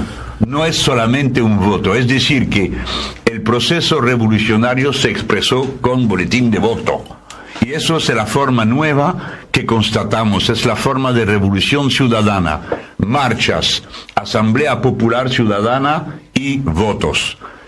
Para nosotros todos que en mi generación, que hemos conocido las interminables peleas con los temas de guerrilla o voto, etcétera, en los años 60 y 10, eso se acabó y se resolvió que la forma democrática de voto es para nosotros la mejor vía de revolución, la más firme, porque en el voto se autoconstruye el pueblo él mismo en su conciencia, en su autodefinición. El que habla Jean-Luc Mélenchon, es muy interesante escucharte, es el líder de Francia Insumisa, el sector de la izquierda en Francia, lo que sería como el Podemos francés. Estuve leyendo sobre vos, Jean-Luc, y decís que ya no sirve para clasificar, para diagnosticar, para analizar las distinciones entre izquierda y derecha. Que eso ya está, que te seguís considerando, tu identidad sigue siendo la izquierda, pero que no lo sirve para analizar. ¿Cuál sería hoy la discusión? Acá pensamos que por caso la discusión es Estado o mercado, digamos, que lo que termina ordenando todo, el Estado como sociedad organizada, o mercado, o el interés económico. Para vos, ¿cuáles serían? Bien, primero, yo quiero decir que, afortunadamente, derecha y izquierda surgió en mi país por primera vez. ¿En cuál momento? En el momento que el rey pedía a la primera Asamblea Nacional Francesa, él quería tener derecho de veto. Y en la forma tradicional religiosa, a la derecha, los que estaban de acuerdo para el derecho de voto, y a la izquierda los damnificados, lo que no querían. Porque el rey encarnaba el poder de Dios y fue rey por gracia de Dios. Entonces, el marco fue muy claro. Y por primera vez ocurrió que había más a izquierda que a derecha. Y del derecho de veto, nada. ¿Y qué quiere decir esto? Es que no hay potencia superior a la de la voluntad del pueblo. La soberanía popular es el centro y el desafío y el marco central de la política. Jean Jaurès, fundador del movimiento socialista, decía que no hay otra pelea que la de la soberanía política del pueblo. No hay otra. Entonces, entre derecha y izquierda, el tema es quién es el soberano. Antes, el rey con derecho de veto y por gracia de Dios. Hoy día, el mercado y toda esta metafísica liberal, es decir, la mano invisible que te va a arreglar todo, el mercado, la concurrencia pura y perfecta, el libre intercambios, etcétera, presentadas como ley de naturaleza. Como el rey se pretendía rey por gracia de Dios, por naturaleza, evidente. Entonces, pero nosotros con los términos derecho y izquierda tenemos un problema mayor, porque el tema izquierda es totalmente despreciado en nuestros países. Cuando tú te vas a tocar a puerta, por favor, buen día, vengo, me llamo Francia en su misa, ¿y usted qué? Algunas veces los compañeros decían, nosotros la izquierda no votamos, Hollande, no queremos verlo de nuevo. Hollande, por favor, Hollande, no tenemos nada que ver con él, muy confuso. Y esto lo decía muy bien Íñigo Errejón y Pablo Iglesias. Si tú admites que ellos cortan entre derecha y izquierda, te marginalizan, porque tú es la verdadera izquierda. Entonces, ¿qué quiere decir la verdadera? Hay una falsa que es esto. Entonces no entiende nada. Y la política es construir una conciencia política, no es otra cosa.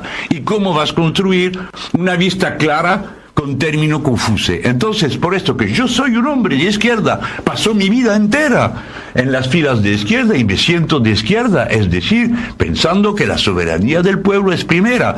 Y después viene la soberanía nacional, no por nacionalismo, pero que en la nación es el marco en cual se formula la voluntad general del pueblo y su soberanía. Si un marco más largo, bien, que venga el marco más largo, pero debe ser un marco largo democrático, es decir, en donde la gente comparte en el poder.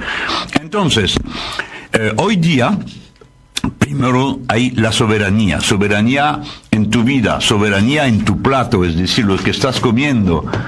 ¿Y por qué te obligan a comer comida venenosa para los pobres y buena para los otros? Etcétera, etcétera, hasta el nivel del Estado y de los intercambios. Así, mire, tenemos un caso en común.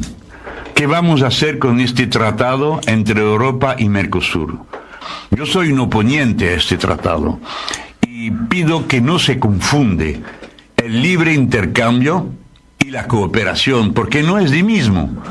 Entonces la gente son buena, dice, bueno, vamos a intercambiar, es muy importante, señor Melenchón, usted nacionaliza, se quiere encerrar a su casa. No, por favor. El libre intercambio significa la ley del más fuerte.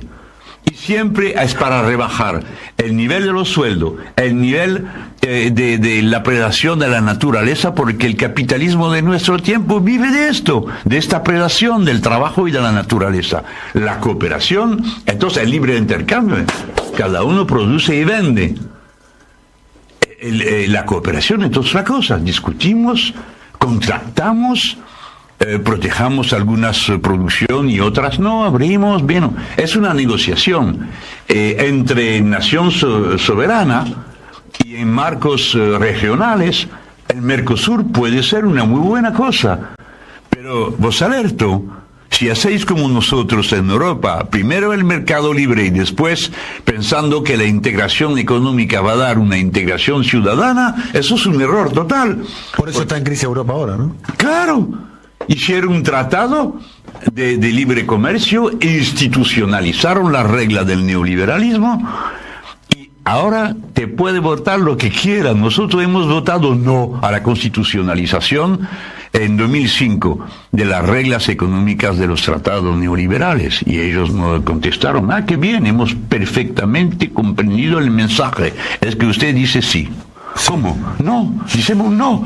Sí, muy bien, sí, lo notamos. Y votaron en el Congreso francés que sí. Hicieron de mismo con Holanda, hicieron de mismo con Irlanda, hicieron de mismo con Dinamarca. Cada vez que tú votas no, ellos te dicen: cálmese, usted se equivocó, vamos a votar de nuevo. Y están intentando hacerlo en el Brexit. El Brexit de nuevo. Y yo digo que es un error pedir un nuevo referéndum, como lo hacen muchos, y también el Partido Laborista inglés. Es un error. Cuando el pueblo dice no, es no. Yo no quiero que haya un desastre europeo, un caos. Pero al inicio de todo, la voluntad popular, hay que respetar los votos, porque si no después empieza un modo nuevo de funcionamiento con violencia en contra de los pueblos. ¿Por qué se fueron los ingleses? Es muy simple comprenderlo, porque ellos no tenían ningún interés a quedarse. ¿Por qué no tienen ningún interés a quedarse? Porque no hay derechos sociales nuevos para ellos, no viven mejor, sino que se apobrezan como se apobreza tanta gente en Europa. En mi país, 9 millones de pobres. En Alemania, 13 millones de pobres, que son la tercera y la quinta potencia económica del mundo. Y aquí veo que en Argentina, en donde hay una agricultura tan potente, tan carne y todo esto que nos quieren vender a nosotros los europeos, y aquí la gente tiene hambre. Eso es un modelo económico de locura. Esto es lo que está ocurriendo, y yo estoy totalmente opuesto al tratado con Mercosur. Por favor, intégrese entre ustedes cooperando. Creen estructuras democráticas. Por favor, que no hagan las mismas errores que nosotros. Ahora, el Juncker, que es un presidente muy malo de la Comisión Europea, un ladrón porque organizó en Europa entera el robo fiscal en su propio país, y bueno, no es tan claro, pero este señor formuló una consigna extraña, diciendo: no hay democracia posible fuera de los tratados en Europa. Esto lo decía también Leonid Brezhnev, presidente y secretario general del Partido Comunista de la URSS. Decía que los países del Comecon, Polonia, Hungría, etcétera, del campo socialista, del Pacto de Varsovia, tenía una soberanía limitada, y nosotros también tenemos una soberanía limitada al marco de los tratados europeos. Esto, lo digo, no va bien a acabarse. Salen los ingleses. Hay pregunta en tantas fronteras en Europa: Escocia, en Irlanda, en Cataluña, en Corsa, entre flamenco y wallón, entre polacos y ucranios, entre húngaros y ucranios. Entonces la vieja Europa, no sé por qué se la llama vieja, porque ustedes también muy viejos, con 500 años de el continente va mal. Y a mí me asusta mucho. Acabo con esto. Tenía acá un amigo una vez en el Hotel Bowen. Sí, me recuerdo muy bien porque me tocó, y hasta hoy día me recuerdo. Y fuimos 2 franceses, 3 italianos, y estábamos discutiendo de la forma del socialismo en Venezuela, en Cuba y acá, Y el compañero nos dice: por favor, del socialismo en América del Sur, déjenos que vamos a preocuparnos muy bien de esta pregunta, pero por favor, ustedes, europeos, ¿qué van a hacer? Porque entráis en una crisis tan importante, y cada vez que hay una crisis en Europa, se acaba de mismo con una guerra mundial, y después vienen a buscarnos a nosotros para que elegimos entre los campos de esta guerra. ¿Qué van a hacer para que esta vez no pasa de la misma manera? Y esa es mi pregunta. Yo estoy muy alertado con la situación en Europa hoy día, y no sé cómo vamos a parar esto. La última elección en Alemania vieron de nuevo el retorno de la ultraderecha alemana. Esto para nosotros es un señal terrible, terrible. Para nosotros franceses, más que todo, pero para toda Europa, la ultraderecha alemana es la peor de todas. Tiene una tradición terrible, como usted lo sabe. Jean-Luc Mélenchon, un lujo, la cantidad de mensajes, Jean-Luc, que están llegando, saludándote, oyentes que están destacando este momento radial, te agradecemos mucho la gente. Siempre soy. Subimos la antena.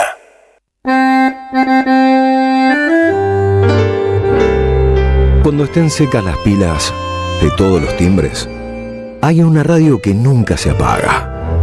Cuando no tengas ni fe, Que 20 años no es nada. Prende la radio. Prendete. AM530. 20 años. Somos radio. Somos comunidad. Vuelve el Parque Navideño Avellaneda. Gran inauguración este 5 de diciembre a las 19:30 horas en el Parque La Estación. Del 6 al 21 podrás visitarlo y recorrerlo entre las 16 y las 21 horas. El 6, 7 y 8 de diciembre los esperamos en la Copa Argentina del Pan Dulce. Habrá productores de todo el país, además de juegos, food trucks y shows en vivo. Municipalidad de Avellaneda. Mi lugar, nuestra casa. ¡Wow! ¿Cómo dices cuenta DNI? ¡Wow! ¿Que ahora tienes plazo fijo? ¡Wow! ¿Y que tienes una tasa especial? ¡Wow! Y eso hace que tu dinero crezca. ¡Wow! Y crezca. ¡Wow! Y crezca.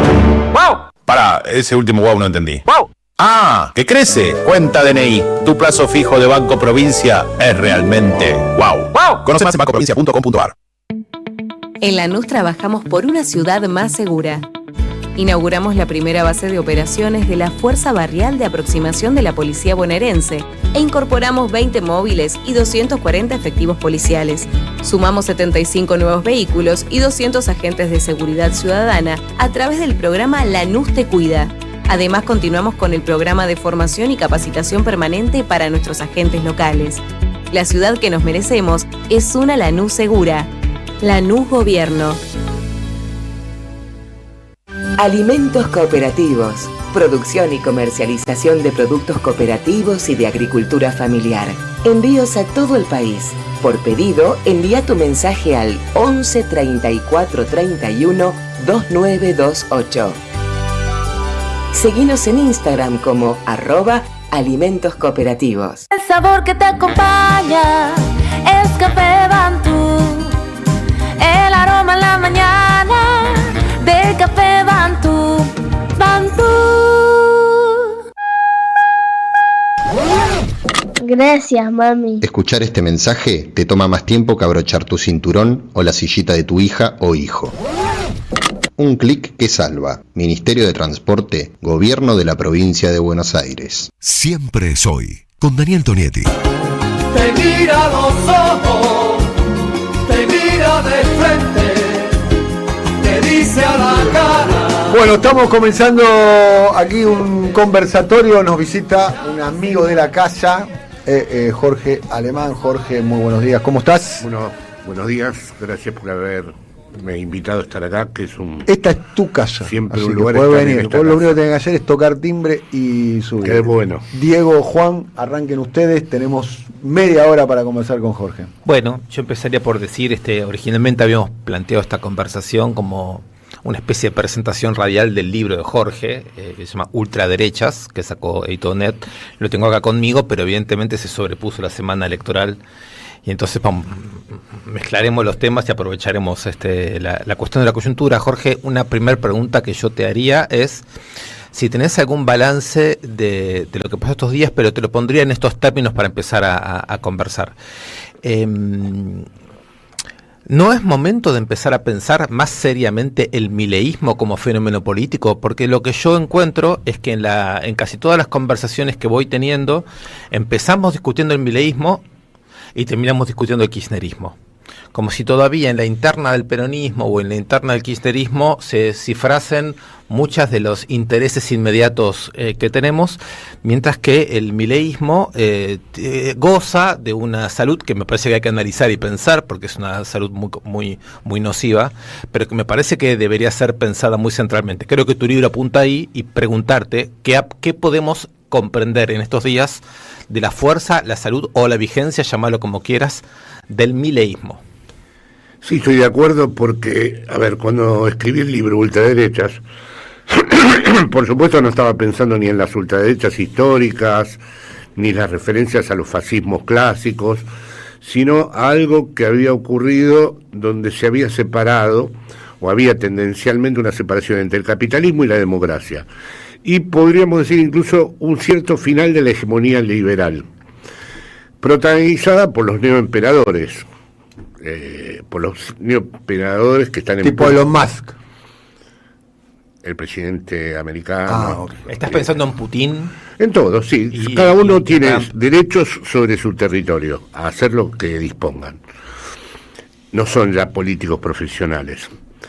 El liberalismo guardaba las formas, atendía de manera, bajo el modo de un semblante, a la división de poderes, etcétera, etcétera. Las comparaciones con el menemismo, por ejemplo, para mí son, en ese sentido, estériles, porque el menemismo era un liberalismo. Yo creo que efectivamente el mileísmo tiene su propia especificidad política, es un ejemplo paradigmático de lo que las ultraderechas desean, así está considerado por las ultraderechas mundiales y por la más, digamos, virtualmente más potente de todas, que es la de Estados Unidos. Las ultraderechas miran el mileísmo y dicen, esto es lo que nosotros queremos. Esto, claro, es un experimento que interesa muchísimo, porque como está la decisión de no repartir más el excedente del capital, ni tampoco proteger al ejército de reserva, porque ya han encontrado nuevos, digamos, mecanismos para la acumulación del excedente, efectivamente el experimento argentino tiene su atractivo, que es ver hasta dónde las cosas se pueden producir sin que se rompan, ¿no? Es decir, es un proceso de extinción de lo político histórico, y de un trabajo con los agujeros simbólicos que se han producido previamente en el lugar, producidos por los dispositivos neoliberales y por las redes y por la pandemia y por la combinatoria de los últimos años. Y bueno, todas las tapas de Europa se ocuparon, o sea, vine aquí a votar, pero de todas maneras seguí leyendo lo que ocurre allá, y todas analizaron el fenómeno electoral. Jorge, te y festejaron. Tensionando un poco una tesis de tu libro, de lo que estás diciendo, para pensar más radicalmente el balance de lo que está pasando en Buenos Aires, en Argentina, en estos días. Si yo me tomo en serio tu tesis de que estamos todavía haciendo el duelo de la revolución, si la revolución no estaría presente en este momento como una posibilidad, entonces puedo deducir que la juventud que vota el mileísmo está extrayendo correctas conclusiones de esta tesis respecto de que la revolución no está vigente. Quiero decir con esto que si una cantidad grande de jóvenes escucha los discursos nacional populares, escucha el discurso que hay sobre las instituciones como el Estado u otras, y las tiene que escuchar desde el punto de vista de que ya no hay una transformación posible, que lo único que queda es algo así como amortiguar los golpes y los impactos y dañar las heridas, quizás puedan percibir ese discurso como vacío, lo puedan percibir como una retórica completamente inútil, e incluso lo pueden percibir como un kiosco, como un negocio, como una manera de hablar ganando dinero de cosas que en la práctica ya no tienen una referencia en la realidad. Y por el contrario, la ultraderecha por momentos parece racionalizar muy bien entonces ese mundo en el que todo depende de vos, de tu esfuerzo, de una adhesión directa a las nuevas tecnologías y a los nuevos consumos, y aparece un efecto de verdad que, siendo muy ideológico, también aparecería desde ese punto de vista como una suerte de correcta verificación del mundo que se nos ha dejado. Entonces mi pregunta es esta: ¿fue correcta la posición de los intelectuales que estos años han hablado de la revolución como de una imposibilidad y como una situación solo a duelar? No, pero el problema de la revolución es que no estaba en manos de los intelectuales, ¿no? O sea, la revolución se hacía con algo muy inmediato, con algo que estaba ahí. O sea, era absolutamente visible que había explotación, y era absolutamente visible que había una apropiación del excedente de los sectores trabajadores, y había una visibilidad absoluta de sectores trabajadores diciendo que esto no debía ser así. El otro día me vi la película de Berlinguer, por ejemplo, muy buena, y en Italia llegaron a tener el 30 y pico % y estaban a punto de gobernar la nación con la democracia cristiana antes de matar a Aldo Moro. Quiero decirte, había todo ese campo, ¿no? ¿Cuál es el problema? La Brigada Rosa mata a Aldo Moro y para muchos esa cesión que tenía que hacer la burguesía de sus posibilidades referidas a la explotación era por la lucha armada.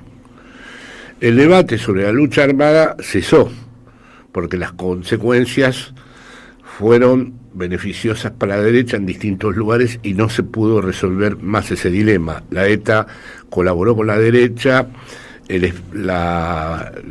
Lo que sucedió en Perú con la última organización armada, con Sendero Luminoso, sí, con Sendero, no fue precisamente algo revolucionario y por lo tanto no fue un problema de los intelectuales, fue un problema de toda una estructura política que se hundió, que no encontró más y además en la película Berlinguer, si la viste, sí, me encantó. Lo que le pasa al tipo cuando va a la Unión Soviética, se da cuenta que eso no lo va a poder trasladar a ningún lugar. Sí.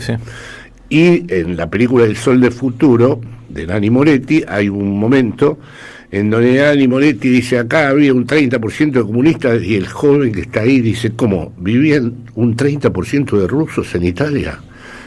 Y Nanni Moretti dice, no, eran italianos comunistas. Toda la periferia de Madrid era comunista, toda la periferia de la capital era peronista.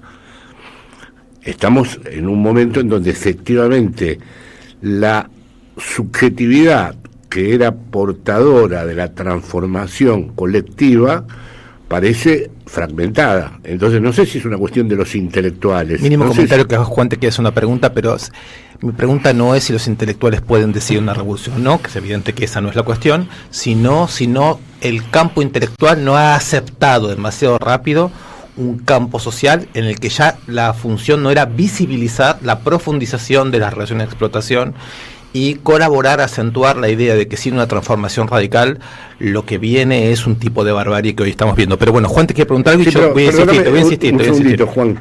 La revolución no era la transformación radical, sino definir con toda precisión el objetivo. Yo me acuerdo de pasar noches enteras tratando de conversar con amigos con los que militábamos para describir cómo podía ser el socialismo.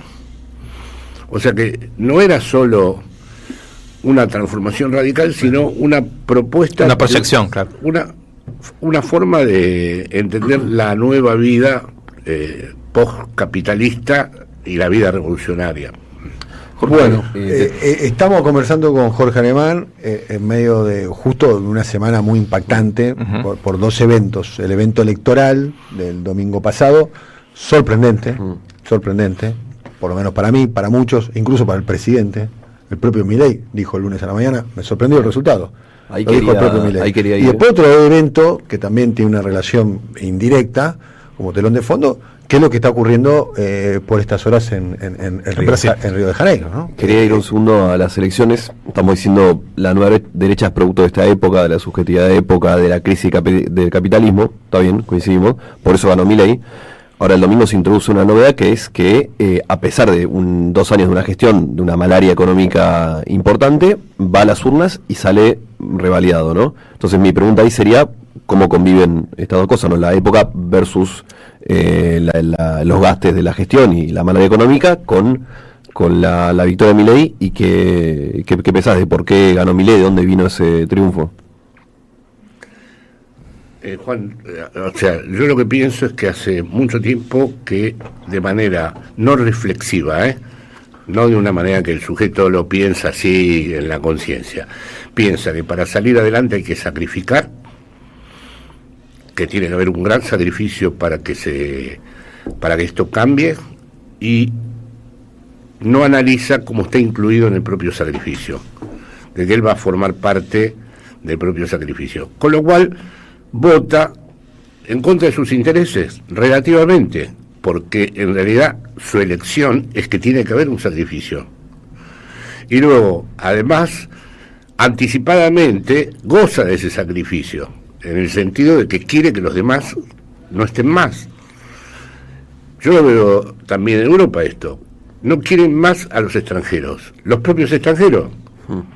Entonces, si uno no afronta con valentía el dilema que supone que hay un montón de sectores que odian al propio sector al que pertenecen y consideran que es necesario sacrificarlo, me parece que este proceso que se está dando no se entiende. La malaria económica no solo es colateral, sino que es parte intrínseca del proceso. Sí, hay otro problema que le añado, aprovechando tu pregunta. Los medios describen que esto es insoportable, y no es insoportable.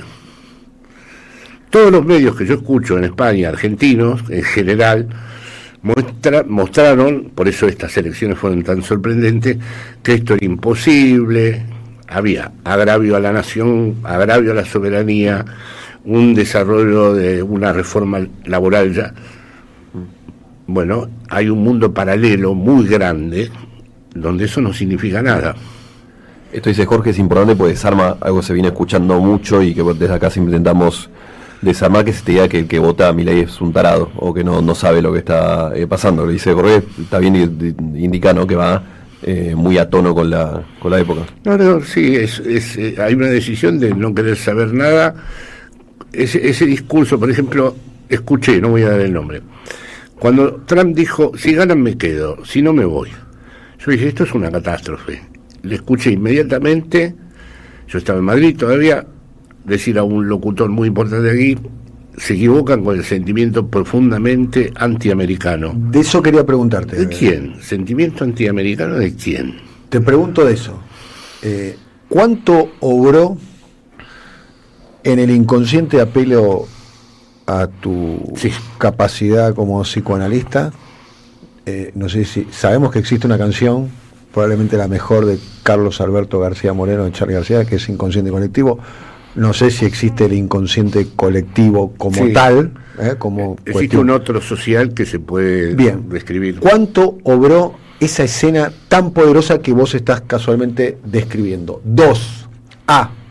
Si pierden, yo me voy, dijo Trump. O sea, el lunes era, si perdía Milei, el lunes negros y caos, con lo que representa eso, la idea del caos en la historia reciente de la Argentina, ¿no? Porque es una sociedad que ha vivido escenas caotizantes, 89, 2001, Malvinas, como para nombrar 3 contemporáneas. Punto número 1. 2. Después, cuando le repreguntan sobre el tema, dice, señorita, le dice a una periodista, usted no sabe nada. Argentina está muerto, se están muriendo. ¿Cuánto obró esas 2 operaciones de alguien que, cuando recorre la vida de Donald Trump, viene del mundo del juego? Él tenía un casino en Atlantic City, o sea, entre otras cuestiones. Él está acostumbrado a ir a la mesa y poner pleno. De hecho, él obra de esa manera. Él obra medio todo o nada. Sí. Esa es la pregunta.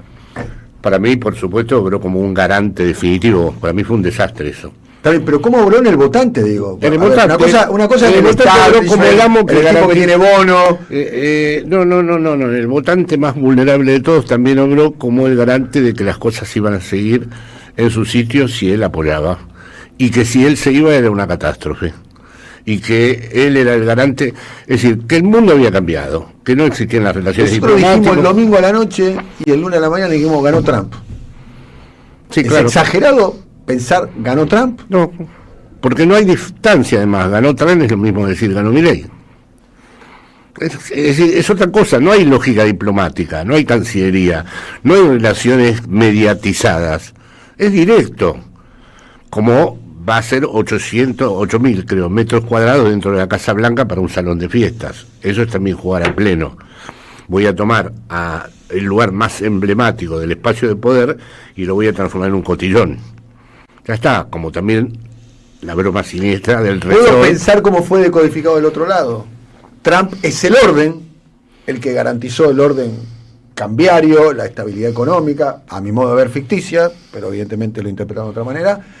Y el peronismo fue interpretado como no como el partido del orden, como suele verse a sí mismo, sino como el partido que proponía el caos, o que devenía el caos. E incluso te voy a decir una cosa un poco más grave, si se quiere.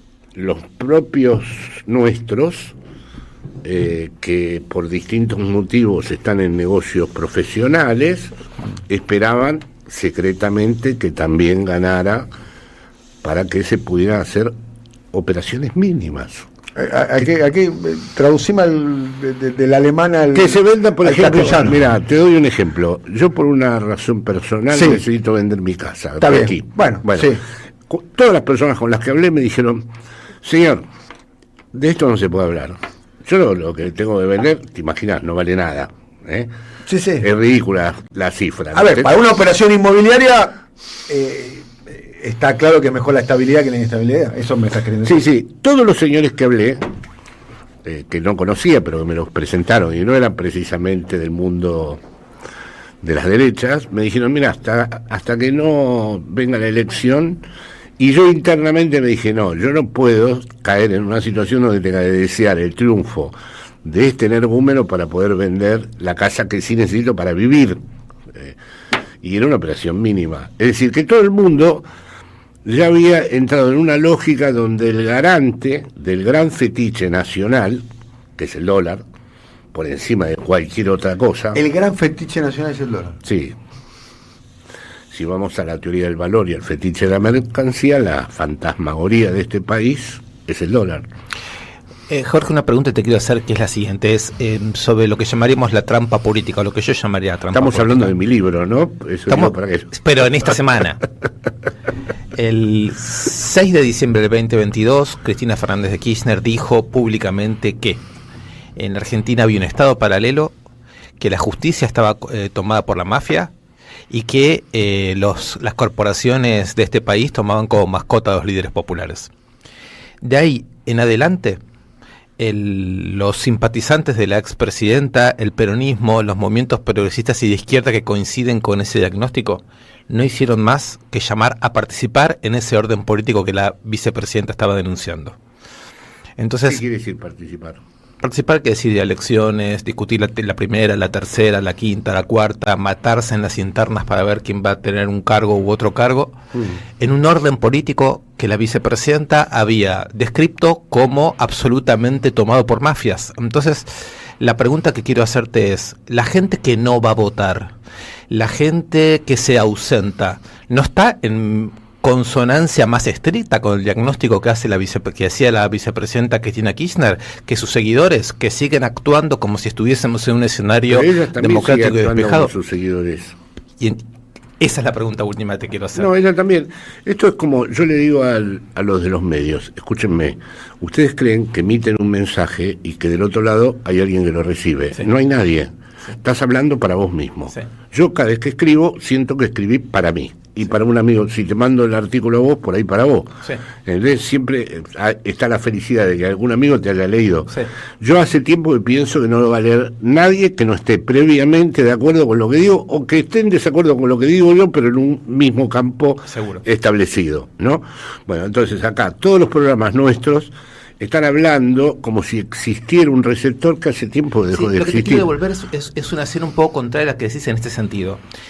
Te quiero preguntar si no crees que existe un lector desconocido por nosotros que está leyendo en negativo todo lo que a nosotros nos gustaría que se lea en positivo. Es probable, pero no tenemos constancia de eso. No, pero te insisto, Jorge, en esta escena. Decimos, por un lado, que esta democracia está esterilizada, está cooptada por poderes y por mafias. Y por otro lado, no imaginamos ninguna forma de acción política que no sea dentro de este orden. ¿Eso no habilita a un tipo de lector indirecto que dice, pero muchachos, lo que están diciendo es bastante inconsistente? A eso te respondo. Estoy diciéndote que los compañeros de los medios a los que le digo esto me dicen, ¿y qué hacemos? A eso voy. No decimos nada, no denunciamos más. Simplemente yo te digo, yo escribí, mi último artículo se llama criticar una situación no implica cambiarla. Entonces el que está en un medio me dice, ¿qué hago? Entonces no digo más nada. ¿Cómo hago? ¿Leo poesía en el programa? Solo subrayo que hay alguien que está leyendo esto bien y que no es un interlocutor nuestro, que es el joven o la persona que no vota o que señala, percibe toda esta situación? Estoy pensando en el último proceso histórico del kirchnerismo, cómo fue sintetizando diferentes proteínas, y ayer lo hablábamos, o el lunes lo hablábamos acá, que es, estoy pensando en Plaza Winkle, en Cutralcó, en Tartagal, estoy pensando en los trabajadores desocupados sin ningún tipo de cobertura que se organizaron a través de las organizaciones piqueteras en los 90, todo eso fue de alguna manera. Estoy pensando en los dirigentes sindicales, el MTA de Hugo Moyano, estoy pensando en lo que representaba en aquel momento, creo que ahora representa mucho menos la CTA, todo eso en los años 90, ¿no? Claramente, que fue sintetizando en un programa, que ese programa lo terminó sintetizando a mi modo de ver el kirchnerismo. Ahora esos actores yo no los veo, estoy tratando de completar el razonamiento que acaba de desplegar Diego. Yo no los veo. Veo una llamita de Garrahan, una llamita de dirigentes universitarios, muy chiquitos. No veo un solo referente universitario. Él supone, hay un relato de Stefan Zweig extraordinario en el libro El Mundo del Ayer, donde describe Ginebra, todos preocupados, los espías, los agentes secretos, las embajadas, y está Lenin, y nadie sabe que está ahí. Está a punto de tomarse el tren a Moscú y está a punto de inaugurarse el Soviet. Y sin embargo, toda Ginebra está de espaldas a eso. Los tipos necesitan información, mandan teles. Es increíble como Stefan Zweig además sabe describir este tipo de situaciones históricas. ¿Cómo se llama el libro? Así solo lo tengo, discúlpenme. ¿Cómo se llama el libro? ¿El tiempo de ayer? No, ese también es maravilloso. ¿Es un ensayo o es una novela? Ensayo. Momentos estelares de la humanidad, y es uno de los primeros textos donde describe un mundo como el que él está suponiendo. Es decir, nosotros estamos hablando de todo esto, pero hay, entre los que no votan o entre los que no están representados políticamente, un lector distinto, un militante distinto, alguien que va a operar quiero terminar de ver si puedo hacer explotar la provocación. Quizás me encantaría yo estar pensando esto que dicen que estoy pensando, pero estoy pensando algo un poco más penoso. Estoy pensando una generación que lee desde afuera con mucho escepticismo todo este universo de discusiones, porque percibe una contradicción bastante fuerte entre un discurso que dice esta democracia ya no está funcionando, pero no ve que haya otra práctica que la electoral. Y eso me parece que va produciendo un tipo de actitud que, digamos, sí, nos está testeando. ¿Qué otra práctica lo despertaría? No lo sé, pero nos está testeando, y lo que testea es poco convincente. Comenzar como en la película de DiCaprio y Benicio del Toro, con acciones... No la vi, no me spoileen. No, pero por lo menos sí... Francia 25 hace acciones armadas en esta época. Pero, digamos, lo primero que quiero hacer es señalar a ese lector, que me parece está diciendo que es que el peronismo, o una parte, o el peronismo, le habla un mundo que ya no existe. Sería esa la conclusión. En una representa un pueblo del pasado. Versus Milei o la nueva derecha, que sí... encastra con esta época. Y ahí el problema, en ese sentido, más actual. Y ahí, si llegamos a la conclusión, el problema es mucho más grave que nombres internas, sino que es que estás en otro siglo, si se quiere. Sí, y quiero señalar algo, Juan, que muchas de esas personas son lectores del presente. No son personas incapaces de lectura. Esta generación actual tiene una lectura descorazonadora, desmoralizante. Nos percibe en nuestras discusiones como parte de un pasado. Por supuesto, ya quisiésemos nosotros que esa fuera una generación revolucionaria. No estoy prejuzgando sobre el digo. Lo que digo es que ahí hay un lector muy desafiante y muy problemático. Yo, de todas maneras, para volver a mi libro Ultraderecha, sí propongo que dilucidar y analizar qué tipo de sujeto histórico se puede presentar se vuelve dificilísimo en las circunstancias históricas en donde las ultraderechas están ganando el espacio de la política. Y añado algo que le decía a Diego antes de entrar aquí. Yo voy a reuniones que me invitan aquí de grupos que se reúnen a discutir cosas, 20, 30 personas. Me gusta muchísimo ir a esas reuniones. Y siempre lo más interesante que escucho son prácticas personales que se realizan en barrios, en territorios, en escuelas, en hospitales, que no están bajo ninguna representación política. A ver, contá. Sí, un grupo de médicos que trabaja de otra manera la salud mental, unas señoras que se reúnen y trabajan con las mujeres vulnerables del barrio, otro que cuenta que realizan una cierta docencia con los no escolarizados. Entonces, estas cosas que siguen en Argentina... Una militancia social. Una militancia social